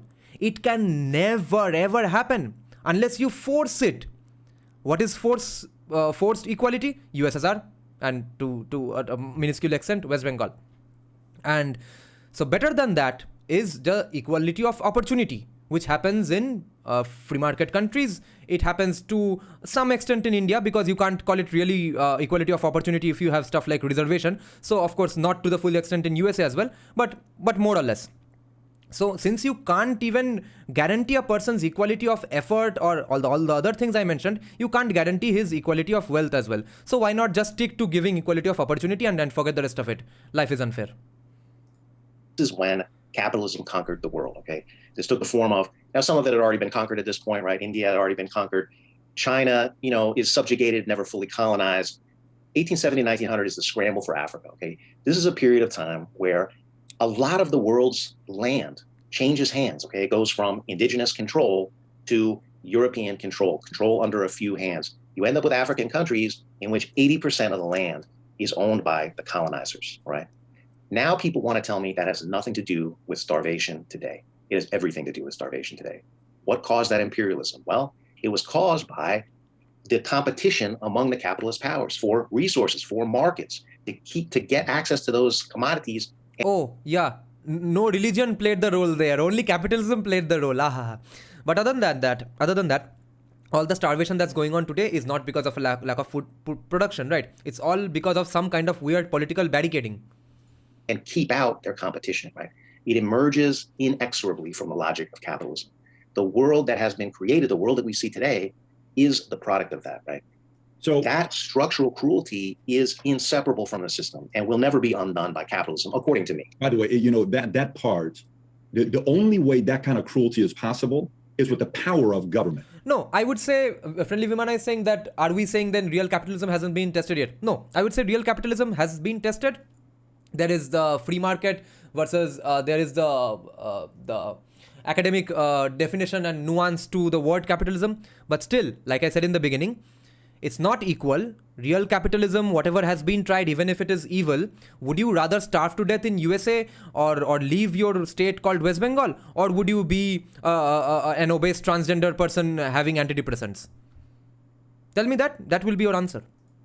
You cannot do it without the government. You need to have the government to do that. Right. So for me, if that did happen, I guarantee you the government was involved. For example, monopoly. Of course, the government was involved. You cannot create a monopoly without the help of a government. It's mathematically impossible to have a monopoly without the help of a government, to have some lobbyists come behind closed doors and help you out. But I'm going to go a different direction with you on this. So I asked the question at the beginning, what's more important, pursuing my purpose, ambition, or pursuing, what do you call it? Just a guaranteed safe life to make sure everybody else is happy, and everybody else living a safe life becomes more important than my own desires that I have. Let's just say right now, we got a 22-year-old kid that's watching this conversation. You and I are talking. Let's call him John. Okay, let's call him Jose. He's watching this video and he's sitting there saying, okay, doctor's got a degree. He's a PhD. Patrick had a 1.8 GPA in high school. He doesn't have a degree. He doesn't have an 8-year, not an MBA, not a PhD, not a 4-year, not an associate. He just went in the military, came out, went into a business, and he's done well for himself in business. Fine. This kid that's watching this has the choice and the capacity to go be the next Bezos and build the next Amazon, hypothetically. And he's in there where he has that kind of drive and intellect to be able to pull it off, right? The 22-year-old Bezos named Jose, okay? If he goes and does this in the next 20 years, Doc, he's going to create 1.3 million jobs, which is roughly what Amazon employs today. They got 1.3 million jobs. That means they created the market 1.3 million jobs.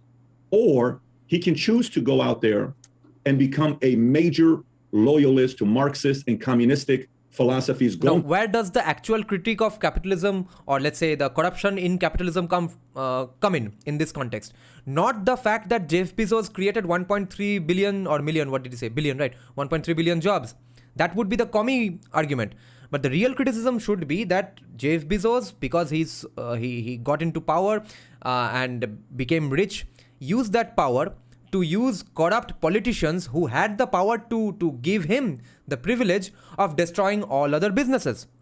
How did he destroy all other small businesses? By advocating for minimum wage laws, because he can actually pay that minimum wage. Okay, so he bought Washington Post. Washington Post is a far left newspaper. They among others always keep talking about minimum wage. So minimum wage law happens, Jeff Bezos benefits. Corona lockdown happens, Amazon benefits. So these are the corruptions we are talking about. And Gautam Varun is saying, don't you think Ram Mohan Roy is overrated for saying to adopt English language and education because British government would anyway impose English like other European countries did? Not sure, but I guess the one thing Bengalis did well until 1982 was listen to Raja Ram Mohan Roy and learnt English. That benefited, if not the entire Bengali society, at least the top two castes at least. Okay. So if they did not even learn English, they would be in much bigger trouble, because now in hindsight we know that the future was communism. If they were going to do communism anyway, at least some Bengalis were rich. It helped them. But in 1982, the CPIM banned English language education. So now their bastard children are telling me here that no, we should learn English and Bengali only. So when CPIM was in power, they banned English language and taught a very poor Bengali, which helped no one to get jobs. To school, become a professor, and educate people on why capitalism is cruel and it's not the right system. Who's living more of a worthier life? The guy that gives 20 years to build an incredible company that creates 1.3 million jobs, or the guy that goes out there and says capitalism sucks and communism is the way to go? Who's making their purpose become a reality? I think if we're dreaming, I would like to see the Marxist figure be more of a revolutionary, actually. Fine. Let's say he's a revolutionary. Let's say he's the next Stalin. Let's say he's the next Lenin. Let's say he's the next Karl Marx. Do you think the world's a better place if this kid chooses to become the next Karl Marx or the next Jeff Bezos? Well, we have to distinguish between these figures, these historical figures, right? Because Marx is a theoretician, right? If we say Patrick Bet-David is so good at usually debating this guy, these kinds of people. Why is he screwing it up? He's playing into his field so much. Now he's going to say, yes, see, Jeff Bezos did so many bad things for society as well. What happened to Patrick Bet-David in this interview? What are the results that Marx generated for people's lives? The answer is zero, right? Marx was never in a position to do any policy, right? So now Stalin, that's a different story, right? Stalin is actually the leader of the Soviet Union, right? So, and he is in a position to have an impact on ordinary people's lives, and he did have an impact on ordinary people's lives, right? So these are very different figures historically, right? We have to distinguish between a theoretician, right? Somebody who generates theory. Now theory is good, right? Let's theory affects our understanding of the world, right? Let's say Bezos against Stalin. Yeah. Well, which one improved more people's lives? You gonna ask me this? 100%. The answer is unquestionably Stalin. You really believe unquestionably? You really believe that? Oh, absolutely. It's not even close. Not even close. Now look, generating 1.3 million jobs is not the unambiguous good that you're making it sound like, right? The question is, what's the nature? The question is, what's the nature of those jobs, right? The question is not the nature of jobs. Any job is better than dying. Create 1 million internships for you right now. Okay. They're unpaid, right? I just create 1 million jobs. Boom. Pay jobs. Oh, they do pay jobs, right? Yeah. Imagine if my internships were also paid. They're just paid at a starvation level of wages, right? Is that a net improvement? These are not starvation paid jobs, though. You know, when Amazon, that's not what the Amazon workers say, is it? You know? Well, no, the people. Listen, the part that you're right is when the complaints come about breaks, and other people have said that, right? But if we have to choose between the two, you're saying without a debate, Stalin would be better for the world than a Bezos. Absolutely. Yeah, absolutely. And the historical record is very, very clear on that, right? Wow. Now, look, how long were people living in the Soviet Union under the Tsar, right? The life expectancy in the Soviet Union was about 40 years, right? Yeah. So this is an average figure, all right? So what it means is, let's take everybody who died, okay, and just put in their age, okay? You died at 6 months, okay, we put in 0.5. If you died at 80, we put in 80, okay? Died at 40, put in 40, all right? The average of all those numbers, okay? That is unbelievable, right? And that shows you that this is a pretty brutal society, okay? So Stalin improved that by about 30 years, right? This is almost a doubling in life expectancy, and it's occurred in a very short period of time. Millions of people. He killed millions of people. Let's not deflect, right? Let's just say what happened, right? What happened was at the cost massive investment in healthcare, right? At the cost. We're talking about training thousands and thousands of doctors, building hospitals where they never existed before. Aurangzeb ka veena. Right? Did that save lives? At the cost of millions of people, though. Well, let's get to the cost in a moment, right? We're just on the positive side of the ledger right now, right? Did that save lives is the question. And the answer is there is no question that saved lives. And we're talking about lives on a grand scale. Okay, so this is a nation of about 160 million people, okay? Yeah. So when we say that life expectancy on average increased by about 3 decades, how many years of human life are we talking about, right? We're talking about hundreds of millions. That is absolutely astonishing, okay? Now, Life expectancy increased after killing 16 million or 20 million people. Okay, now who knows what the data is who is verifying this data, first of all, because Cuba a few years back banned writing death due to starvation on death certificates in government hospitals. Of course, there's only government hospitals, and that's how they reduced the percentage of deaths due to starvation, because the doctors were not allowed to write death due to starvation. So who knows what the fuck Stalin was doing? Now, people say, oh, maybe the Tsar could have done that. Yeah, maybe, but the Tsar didn't do that, right? There is, in fact, no capitalist nation that has seen that kind of increase in that span of time. No capitalist nation, right? So did people's lives get better? Yes, it's unequivocal. Now, if we want to get into, okay, Stalin killed millions, that's a detailed argument. Let's get into it, though, right? Let's get into it, because now we're on the negative side, right? Look at Patrick's face. He's listening to Aurangzeb's Veena in his head. So we've established the pro. What's the cost to all this, right? I'm listening. Pro. Go ahead. Yeah. There's a pro and con to killing 20 million people. My channel is going to get demonetized because of this fucker. So anyway, this is the same as George Orwell's argument that where is the omelette? You said you are breaking a few eggs to make an omelette. Where the fuck is the omelette? All right, so let's deal with the charges. Okay, the biggest charge against Stalin is that Stalin intentionally caused a famine in the Ukraine in 1932. Okay, so this is called the Holodomor thesis, right? And this has been propagated, since about the 1930s. So since about the time that it happened, not shortly after, right? And the story was originally created by Hearst, right? William Randolph Hearst. Hearst sent this guy named Thomas Walker, okay, to the Soviet Union to go and observe, right? But Walker never went to the Ukraine, right? We know this, right? Because we have his train tickets and stuff, right? He never went to the Ukraine, came back and told a story which Hearst was very willing to print, right? And then they used pictures that were from the Volga famine, they were from the Bengal famine. I mean, they used a bunch of misleading pictures, right? And tried to cook up this narrative that said the Soviets intentionally starved Ukraine. This argument never had any logic behind it. What the Soviets wanted to do was rapidly industrialize, and they knew they had to increase agricultural productivity. There is no logical basis for any Soviet official anywhere ever wanting to damage. And that increase in the productivity was coming by making people work like slaves. Agricultural productivity. Their entire focus was increasing it, right? So you would have to convince me, right? Okay, that's the logic. Well, maybe somebody went bad. Maybe somebody, let's show me the order then, all right? Here's the order. Okay, punish Ukraine, starve them, right? Well, of course, there's no order, right? In fact, what we find is the opposite, right? When a famine began, the Soviets shipped them grain. They said, drain the grain reserves, right? Ship them the grain right away. Oh, we happen to be exporting grain so that we can get foreign exchange to industrialize. Slash that, right? That's what they did.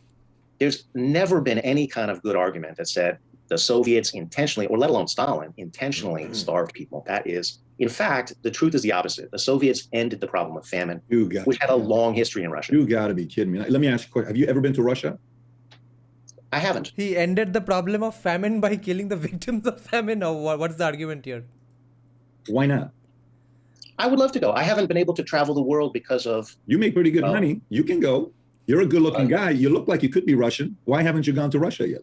Oh, I didn't realize that they distributed airline tickets on the basis of your appearance. I should have asked that. You think I'm good looking enough to be able to go to Russia? PhD professor salary, you make pretty good money. But I would love to go. You know how it is when you have a family and you have kids and you have a house and where you know. If I love the country as much as you love Russia, shit, I'd go live there. I don't know why you don't live there. But honestly, let me ask you this. Russia is not currently a socialist country, though. You understand that, Let me ask you a question, though. Would you rather live in a capitalistic country or a communistic country? I don't like this question because I feel like it presupposes that the world works like this. You just move wherever in the world makes you the most happy. I don't think that's... No, that is not the question. That was not the question. The question was pretty fair. That it's not like if you say you like or you want to live in Russia, we'll now force you to go to Russia. The question is hypothetically, why would you have loved to live? America of 1980s and 1990s or USSR of 1970? That's how the world works. Do you? I do. Yes, I do. For the rich, perhaps. Not for the rich. No. For those who want freedom and they want to avoid force. Shit. I didn't come to America to be rich. My dad was a cashier at a 99-cent store. We lived in Germany at a refugee camp for 2 years. We escaped Iran 6 weeks after Khomeini died. I lived in Tehran, Iran for 10 years. After Jimmy Carter pushed out the Shah, saying the fact that Khomeini was going to give everybody free housing, free food, free rice, free phones, free TV. He came and he killed 500,000 people's lives. I mean, it was Yes, because he was the ally of the communists in Iran. That topic hasn't even been pursued by abhi ye bhai Sufi bhai sahab. a treacherous type of an environment. My mother's family escaped Armenia and Russia and Baku to come to Iran because of what Lenin, Stalin, communism did to many of these guys. They escaped this. This is life. Like, so for you to say people come only for money, no, man, we can't hear because I can tell somebody, my mom, I was an atheist for 25 years. I don't believe in God for 25 years because the stuff I saw, it's very hard to believe in a God. If a God really exists, why the hell would he make this kind of stuff happen? But we couldn't tell people we were Christians. I couldn't tell people that stuff in Iran. You know, my mother couldn't go out there and have the kind of career that men have here. You couldn't do that. Women were forced to be able to marry a man that's 40 years their age at 8 years old, 13 years old. That's not cool to do that. So when you say why people leave, it's just for money. No, people go to places because that country's values and principles match theirs. I didn't come to America because I wanted handouts. I didn't come to America to be a billionaire. We came here because I just wanted to be able to say, hey, Doc, what? I disagree with you. Cool. I disagree with you. Screw you. Screw you. Cool. Can we have dinner? Yeah. Awesome. I can't do that in Iran. I can't do that in the communistic region. I can't do that in China. I got to zip in China. Now, hold on a minute. I'm not celebrating Iran here, right? And nor am I saying that you guys left because of money or whatever. I said Iran. I said that the rich have the option to go wherever in the world they'd like to go. We weren't rich, though. We weren't rich. We were very poor. Right. We were very poor. And no doubt you guys suffered in the way that refugees suffer. Painfully.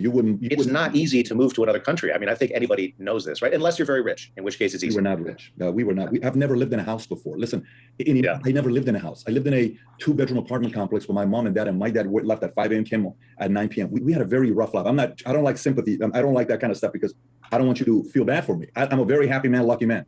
All I'm saying to you is none of your values and principles that you admire are any of those that America stands for. How could you live in a country that doesn't match any of your values and principles? I think those are American values, and here's why. Okay, if I go, I could talk in front of a giant stadium full of Republicans, and you know what I'd say to them? What's that? I'd say, "How many of you guys have jobs? Yes, we have jobs, right?" I say, "How many of you are proud of the work that you do?" Right? Yes, right. How many of you do you think everybody should have a job? Everybody who wants to work should have a job. Is there anything more American than working hard and being... No, there's a fallacy here. He's starting off with a false premise.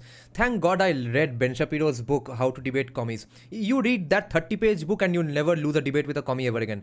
So, question his premises. He's saying that having a job, being proud of a job is an American value. So, why shouldn't Republicans agree with me?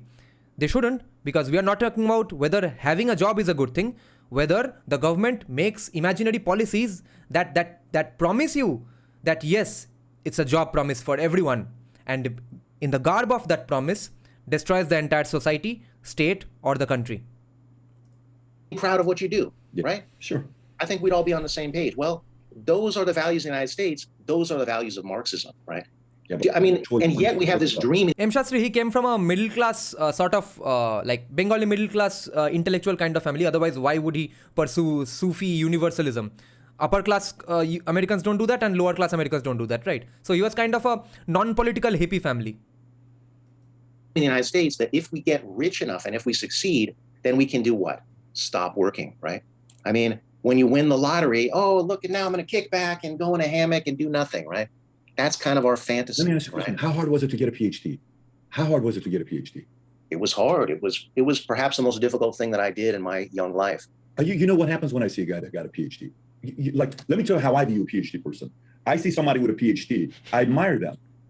I see somebody with a PhD and I say, this guy must have freaking put shitload of hours into reading and studying and improving. Probably had to say no to a lot of parties. He probably partied a little bit, but I think he had to say no to a lot of them. He probably had to say no to a lot of events. He probably had a lot of Friday nights and Saturdays and Sundays while everybody else was going kicking back. He probably stayed and studied. It ain't easy to get a PhD. So here's the question. Now, you and I go to school together. I go to college with you. We're let's just say we're roommates. And I say, hey, bro, what's that? Let's go get hammered tonight. No, dude, I'm going to study for this test that's coming up. Screw it. Caroline's coming. Mary's coming. Let's go. You get together with Caroline. I'm going to get together with Mary. You know, Caroline likes you. Dude, I'd love to, but I got to freaking... Who's the wingman here? Am I the wingman? I think you would. I think I'm a historically good wingman, but I think you would also be a good wingman.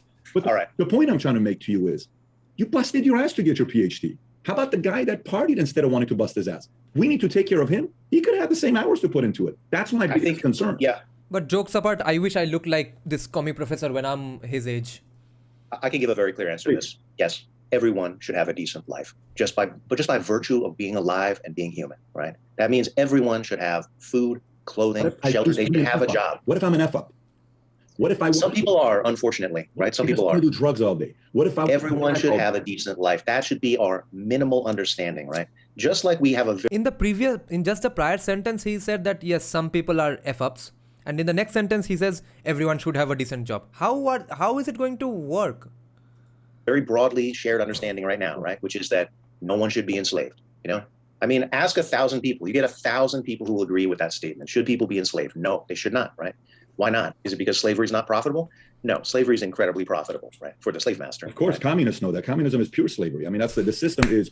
Well, no, now we're just mixing up terms. Right? Communism is purely slavery. If you ask 1,000 workers under capitalism, right, even in the United States, just ask everyone, do you think everybody should have a job? Do you realize right now? I think you're going to get pretty strong agreement on that. No. Just ask them whether they want to exchange their visa with a guy working in Bangladesh or Pakistan or even India's factories. That's all they're used to know. David is sitting right here. He's a camera guy, okay? Yeah. And he runs production. If David right now comes and tells me, screw you, Patrick, you're the worst boss ever, and he leaves me, what can I do to him? David, I don't want you to get fired here. What I'm trying to tell you is, what can I honestly do to David? What can I do to you? Nothing. He gets up and walks out.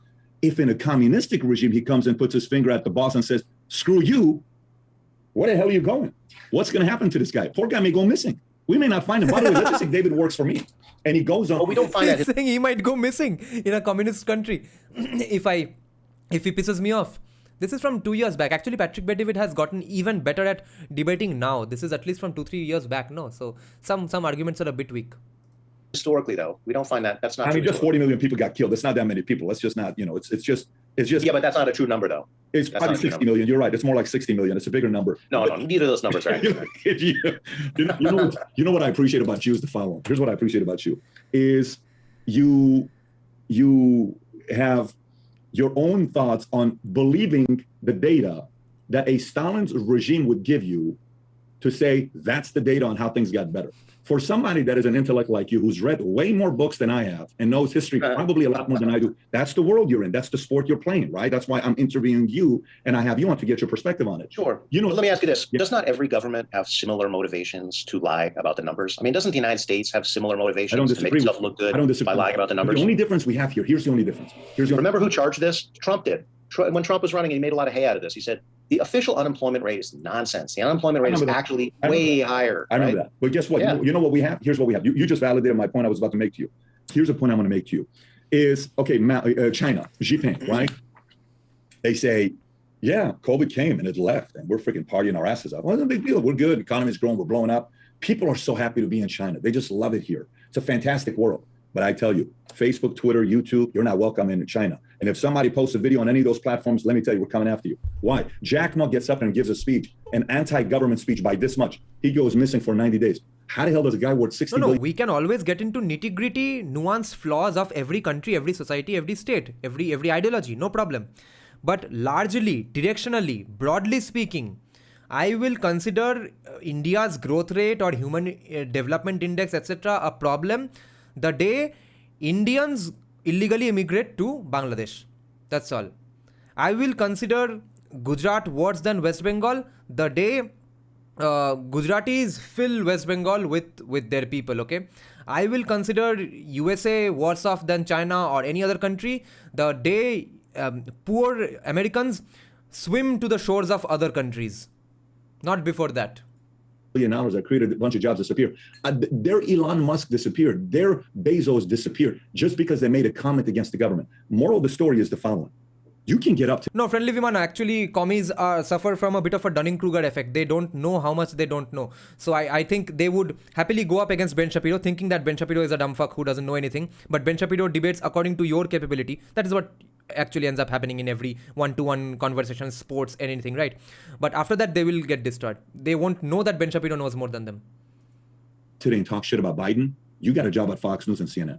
You can get up there and talk shit about Trump, you definitely have a job at MSNBC. Try getting up there and talk shit about Xi Jinping in China. You have a job at the cemetery and it's 6 feet under.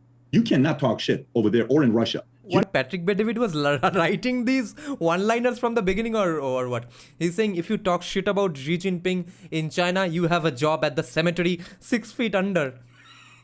Don't have that. That's not true at all, though. That's not true. So why don't they believe in freedom of speech? Why don't we have Facebook, YouTube, Twitter over there? Why can't we see what's going on? Why don't they go Facebook Live so we can see what's going on in China? Well, you have to understand the history of China, right? China is a long-established civilization that was very severely humiliated and basically colonized, right? Not exactly, but basically, right? Like Britain had its way with China. It did not deign to conquer the entire territory, but it shaved off the part that it wanted, right? Hong Kong, the port part, right? And it got the policies that it wanted that came out of the Opium Wars. It subjugated China, right? So, and, this caused, this is part of a whole string of different defeats and humiliations in the early 20th century, right? That led to, the downfall of the Qing dynasty and the warlord period and Chinese nationalism and ultimately communism, right? This is China just saying to the capitalist powers of the world, it's just saying, no, right? You are not going to run our country. We are going to run our country. Now, that's a very important moment, right? Now, does the capitalist world say, oh, fine, okay, thanks, have a great day? So the communist is all of a sudden making a nationalistic apology for China. What is going on here? Right? No, they do not, right? They say, we are going to bring you the fuck down by any means necessary. Okay. We're going to bring you down through infiltration. We will bring you down through planting people inside your government. We will bring you down through outside media. We will create an entire organization called Radio Free Asia, right? Yeah. Just designed to spread lies and propaganda, right? So does China ban as many of these things as they can? Yeah. And it is an interesting argument. Is it fair that if USA had not had imperialist tendencies, then China would be a communist heaven? Of course, USA is wrong to try to do imperialism and try to take over the world, try to fuck with China. But if not, would China be a great country? Is West Bengal better, was going to be better in any way if USA was not evil? Should they? Absolutely they should, right? Would the United States do that? Would the United States ban things like that? No. If there was a massive, hugely funded Chinese effort to spread everywhere. Propaganda in the United States, TikTok, would the U.S. ban it? No, TikTok and Zoom. What else you want to say? TikTok, Zoom. Go to the sites. We have access. I can go to China's YouTube website. They can't go on. Do you think that, I don't know how familiar you are with Radio Free Asia. Radio Free Asia is a completely propaganda outfit. It is funded by the State Department, okay? Do you think that TikTok is equivalent to Radio Free Asia as a propaganda mechanism, or do you not know enough about these things to say, or do you have a sense? Maybe, why not? This is just from 2 years back. Why isn't TikTok an effective tool against USA? Because it's targeting directly the kids. And as you all know probably now that the Twitter algorithm in China shows kids only other kids who are into engineering, STEM fields, etc. Whereas the TikTok everywhere else in the world is all about hijrebaji. Have a sense of the fact that in China, you don't have freedom of speech like we got in America. In America, if you disagree with Trump, you can go out there and talk about it. You cannot do that in China. You cannot do that in the USSR that you love.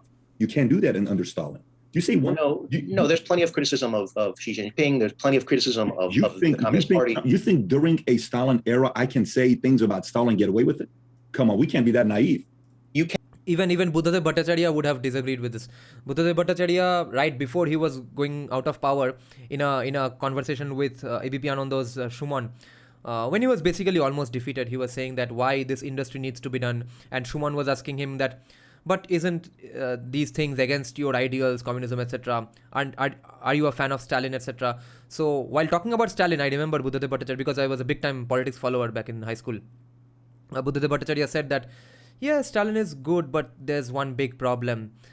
You are not allowed to disagree with the man. So that can't ever work. You cannot organize to bring down the state. Not organize to bring the state. You're going to have a problem. What if I just start to behind closed doors campaign and I say, hey, I want to run as an opposition against you and I want to run as a Democrat? You can't do that. Their red line is, look, you can run against anybody as long as it's in the Communist Party, right? Why is that? Well, because there's a long history of capitalist powers funding oppositional candidates, right? Trying to bring down the system, again, through a million different means. Guys, this seems like he would be in agreement with all BJP supporters, or the farthest right of BJP supporters, right? He's saying that, okay, see, whether it's China, USSR, Stalin, the excuse always is that it has a long history of USA trying to do shenanigans with the opposition candidates. So we also have a long history of that. So let's ban all opposition. Ping this guy on Twitter and ask him. The history of U.S. imperialism and U.S. intervention, you will find an unbelievably long list of dirty tricks, right? These dirty tricks have been used everywhere to bring down governments that are democratically elected, right? I'm never going to defend like the Taliban against the Afghanistan war. Okay, listen, if you go out there and get involved in everyone's business, and then you all of a sudden want to step away, I'm sorry, America, but you can create a lot of enemies. And America's created a lot of enemies. War, involvement, a lot of different business. You and I are probably going to agree on that part, because some of this stuff, when I was in Iran and they hated U.S., and they would scream "Matic Bat America," like death upon America. Yeah, right. They don't like the westernized philosophy. But what I'm saying to you is all of those tactics fair, yes. But dude, in America, you and I can get up and talk. In America, you can be a professor at Riverside, City College, and you're a full-on communist. You are a full-blown communist. And but do you know how many people are surprised by that? I mean, take a guess at how many have called for my job publicly out of those Stalin remarks, right? Like how powerful a person do you think it would take? I don't think to get me fired. I don't think you would get fired. Well, thank you, and I sincerely hope that you're right. In fact, I'm staking. And who in fact had to give up his tenure? Jordan Peterson. Who got his license cancelled? Jordan Peterson. Who got asked to get a re-education? Jordan Peterson. Not this commie. My livelihood on that. No, right? I don't think you would get fired. Here's why you wouldn't. Do you think a congressperson could get me fired? Do you think a senator who might get involved? Let me ask you a question. Dude, come on. I used to work at a different university, the University of Southern Maine, and their president fired 100 out of 400 tenured faculty members, some of them right near retirement. No. Can that happen? Absolutely. Of course. I mean, listen, if the president of the United States is silenced by Twitter, you could get fired. So, if the president could get fired, you can definitely get fired. But, the left has a monopoly in education. They 13 for 1. Professors lean to the left and to the right. So there's a monopoly in the world you're in. All I'm saying from my end is, think about it this way. Why do I have you on? This is a pro-entrepreneurship, pro-capitalism YouTube channel. Why do I have you on? Like, other channels wouldn't have you on. Why do I have you on? Do you know these are my favorite conversations? I think you like good conversations with people who are going to push back a little bit, because that's what creates fire in terms of the discourse, right? But you know what it is also for me is... as long as you're respectful. No, for me, who wins in this conversation? Who do you think won today? The viewers win. That's right. That's it. That's what I want to do. The audience is going to walk away and say, listen, I agree with what he said in this side, and I agree with you, Pat, what you said on the following side. So look, I've really enjoyed this. I can go a couple different things here, but I'll give you any final positions you want to take yourself. I mean, one of the things I wouldn't mind reading, because we haven't yet, we can wrap up with this, a little bit of China. We got 14 more minutes and then we'll wrap up, is Mao. Okay, you said a couple things about Mao. Okay, I'd like to get your take on Mao. So you said you tweeted support for Chinese dictator Mao, describing him as one of the greatest revolutionary leaders of all time. Why don't you unpack it? Because you have good things to say about him. You call him the greatest revolutionary leaders of all time. That meaning ahead of Stalin. Tell me why him. Well, yeah, Mao is an incredibly important figure, in terms of China, but also in terms of the history of Marxism and communism. What we have here, if we look at the long historical frame, right, we look at the last 150 years, okay, so since, the development of kind of modern Marxism, the Communist Manifesto, et cetera, right, this is 170 years old or so, okay. Now, at the time, there's no socialist countries at all, right? We look at 1848, Europe is emerging out of feudalism and is making a kind of the final transition away from the feudal aristocracy and toward, liberal bourgeois kind of democracies and so forth, right? So socialism at the time is highly theoretical, and that's why you have this relatively long document, right? The Communist Manifesto, and it has to say, like, here's what we mean by it, because the term is being used by lots and lots of people, right? Here's what we mean by it, okay? But by the time we get to like 1949, the time of the Chinese Revolution, we're in a very different situation, right? Now we've had successful socialist revolutions. So Mao can study these, right? The Chinese Communist Party can study this and say, what did we think has worked and what hasn't worked, right? Now, they are a little bit off the map in terms of, Marx had predicted that the contradictions of capitalism would cause workers to get together and say, hey, we have some similar interests here, right? I mean, we're all working for a wage, and our employers would like to pay us less. They'd like us to work harder. They'd like us to work longer so that they can have more profits. Our interest is overturning the system, right? Our interest is, look, the wealth that we produce should go to us. That's the prediction. And so Marxists thought that the revolution would occur in the most developed capital. If you produce the wealth, why aren't you wealthy? I mean, where did your salary go? Countries. Now, what a surprise it was to find that wasn't true, right? They occurred in the least developed, like the least. I mean, Russia is the least developed capitalist country, capitalist/feudal country in Europe. China has very little capitalism in 1949, right? It has a little bit in the cities, but is again mostly an agrarian country. So Mao works with this, right? Mao works with the peasantry. Mao works with the peasantry. And after coming to power, kills and forces people to commit suicide. Anyone who's a business owner or a head of a giant company. Lives with the peasants for 20 years, right, during a long march, and wins them over. I mean, that is remarkable, right? To see a leader that emerges from constant contact with the poorest people in the society, right? Now, these are people who are exhausted by warfare, right? Because they had the warlord period, they had internal fighting for decades and decades and decades. And so their peasants are familiar at the time with what do armies do when they come through. Here's what they do.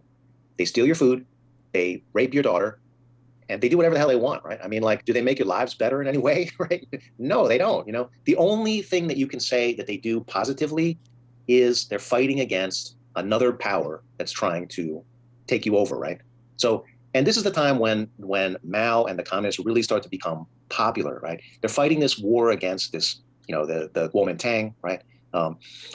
It's when the Japanese invade China, right? That the differences between these two different armies, right? So we have the KMT and we have the Red Army.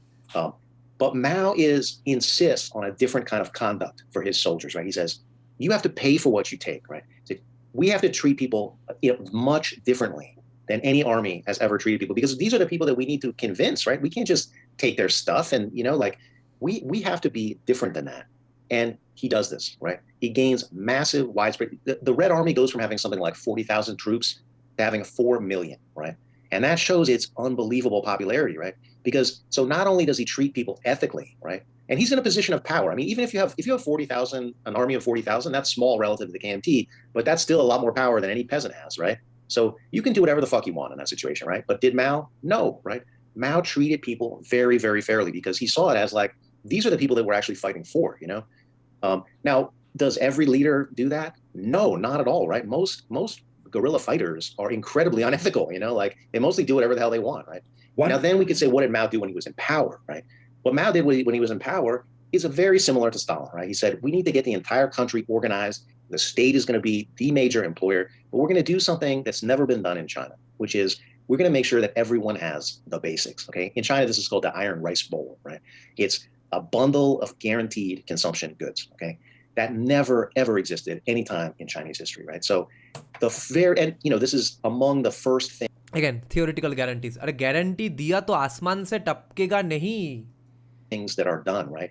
Even while the economy is still emerging from the wreckage of, tens of millions of people died in the fighting, in the invasion of the Japanese and so on, right? Mao immediately turns toward improving the lives of the very poorest, right? These are things. Yeah, consider India's partition. Millions of people die.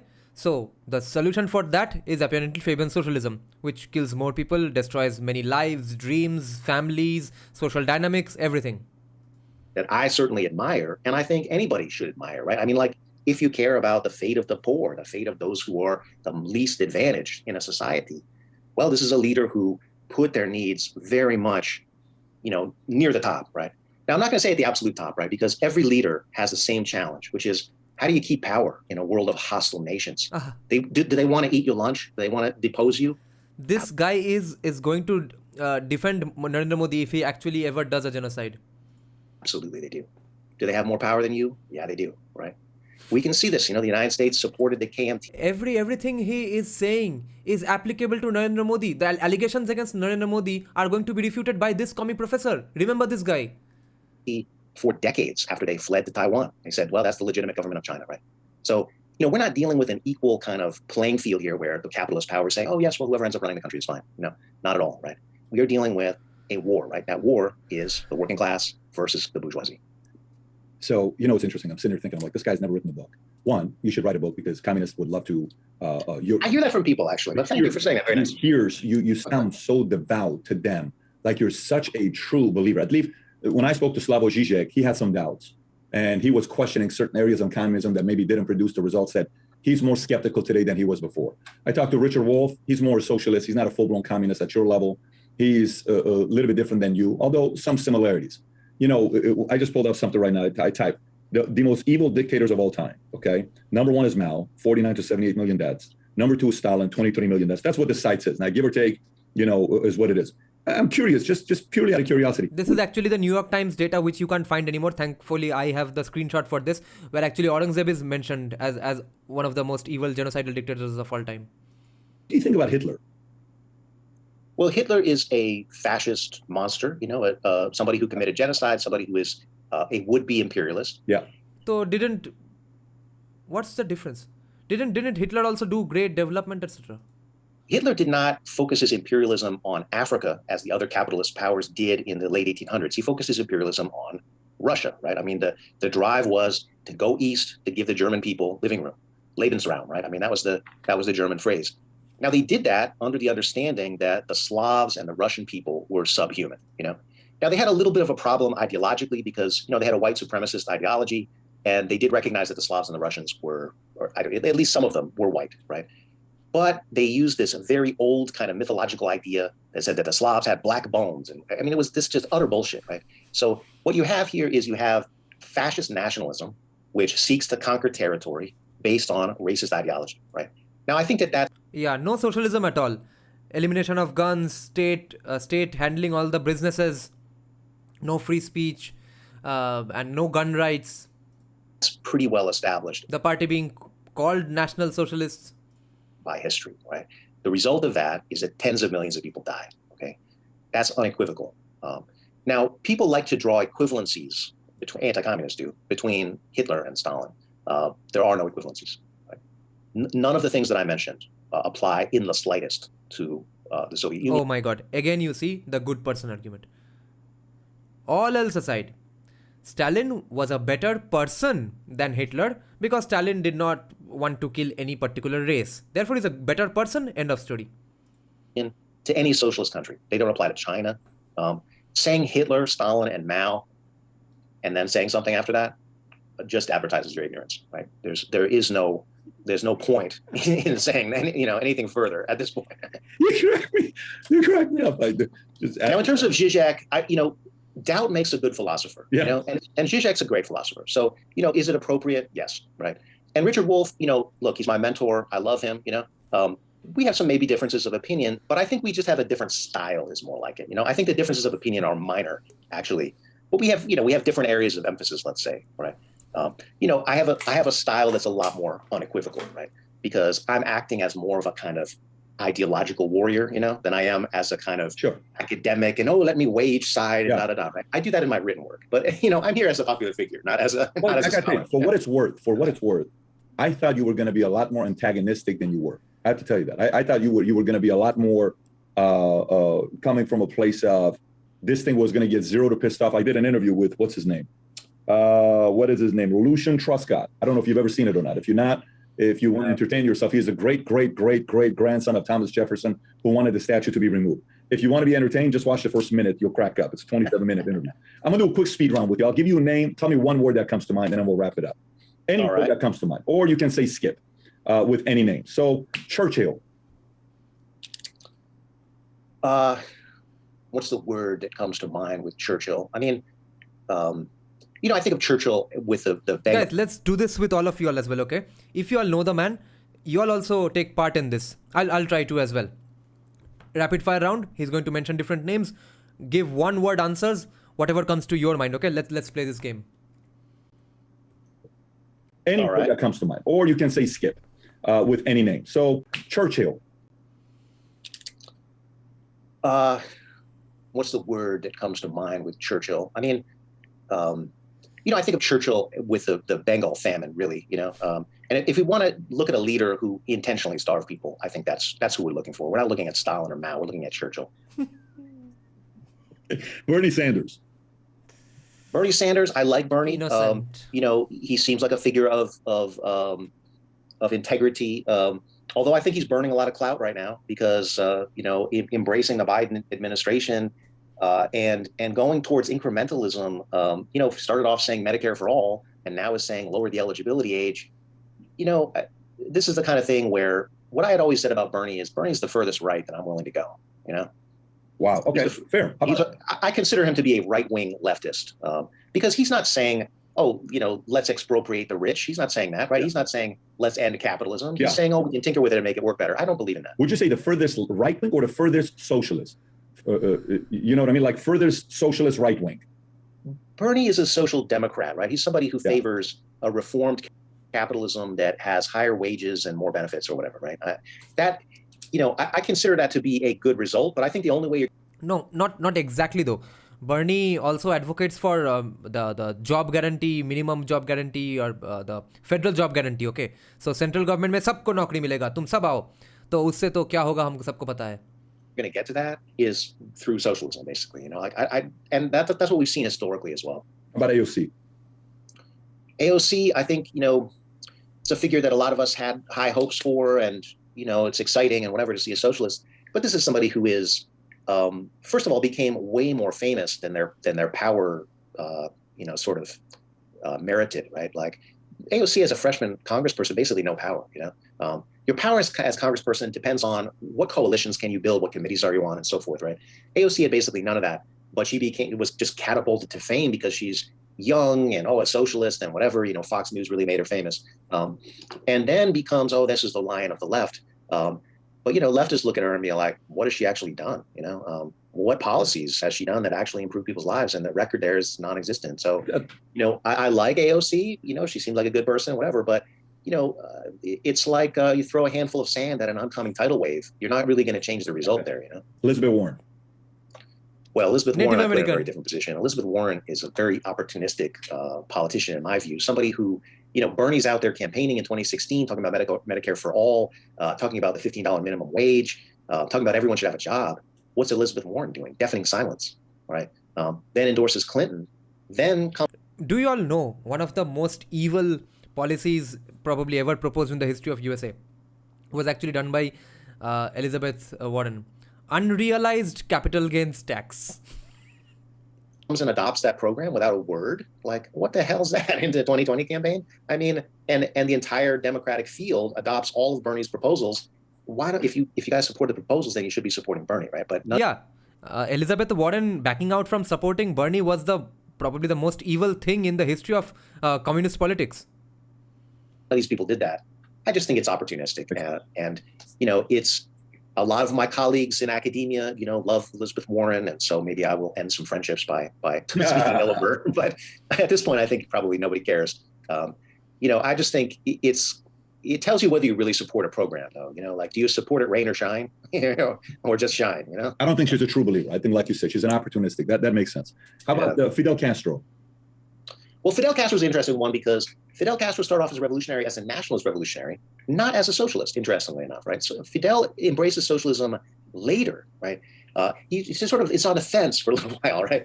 It's kind of the U.S.'s response that pushes Fidel to socialism. But once he does that, he very much embraces it, right? So, one of the first things that I just wrote about this for a new publication called The International. If people are interested, you can Google that. I wrote about the economic achievements of Cuba. One of the first things that they... Economic achievements of Cuba. Aurangzeb's Vina again, okay?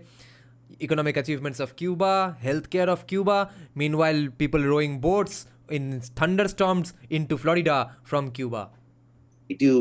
They expropriate the land, right? So like I mentioned, in Cuba, similar to lots of places in Africa and so forth, you had most of the land being owned by a very small landowning class. The Castro and the revolution, they said, look, we're not going to do that anymore. We're going to turn the land over to the peasants. It then became state property. The state section went to about 80% of the land. They also had individual peasants also owning their land individually. So they had a kind of mixed system. Fidel Castro just introduced father. You see, meanwhile, this proud Bengali Avirup Paul, his surname is actually Pal. Okay, he's supposed to write P-A-L. He writes it Paul because he's so proud of his Bengali language. And meanwhile, he doesn't know that we live in an evil capitalist system where him viewing my stream is helping me earn further money. So he doesn't understand economics, nor does he understand the Bengali language. This is how CPIM has destroyed the Bengali education system, you see. But in general, I think I'm very favorably inclined towards Castro, and the revolution there also generated very good results. I got two other names for you. Noam Chomsky.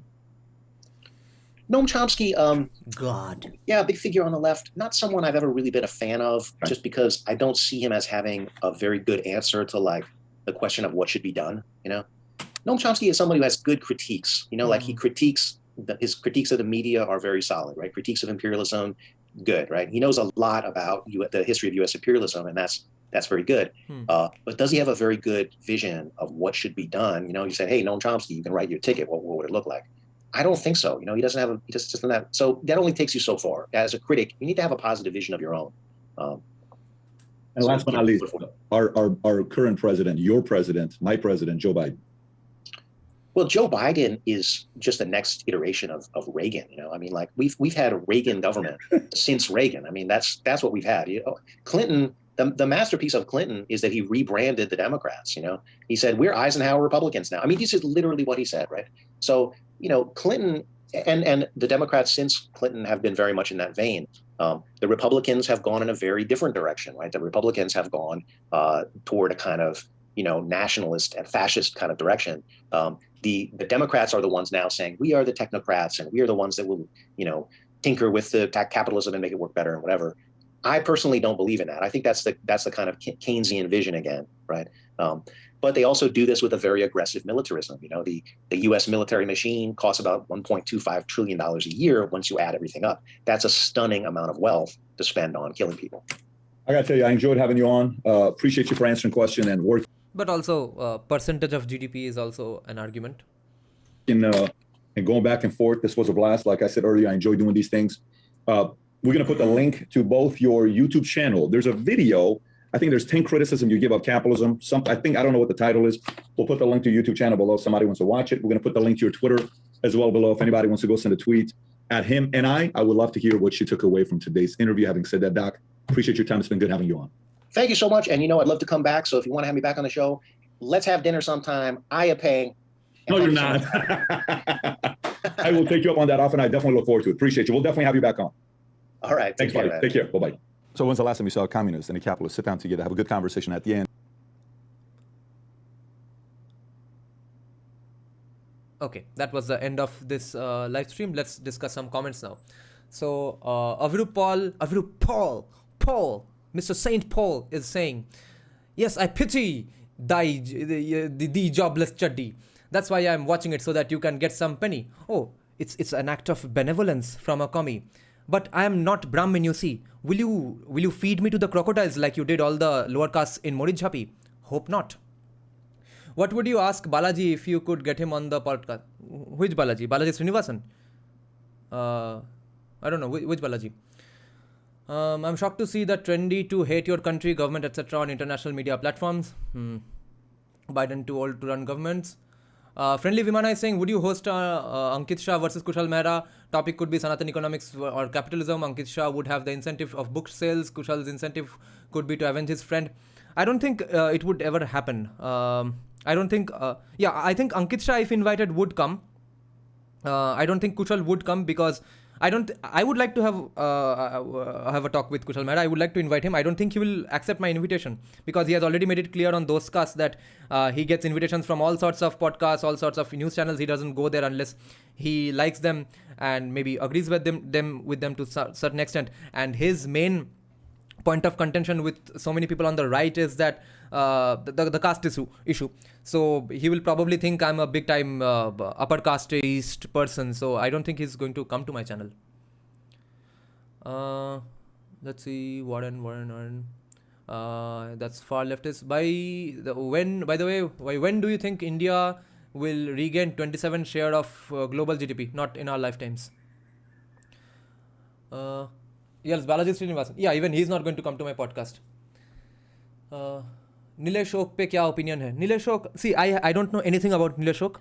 The only time I heard his name was when Nityananda Mishra was debunking his work, and I really trust Nityananda Mishra a lot. So if he was debunking Nilesh Oak, so I have my concerns about him. I don't even know what he writes about. Okay then, bye bye guys. Good night. Thank you for joining.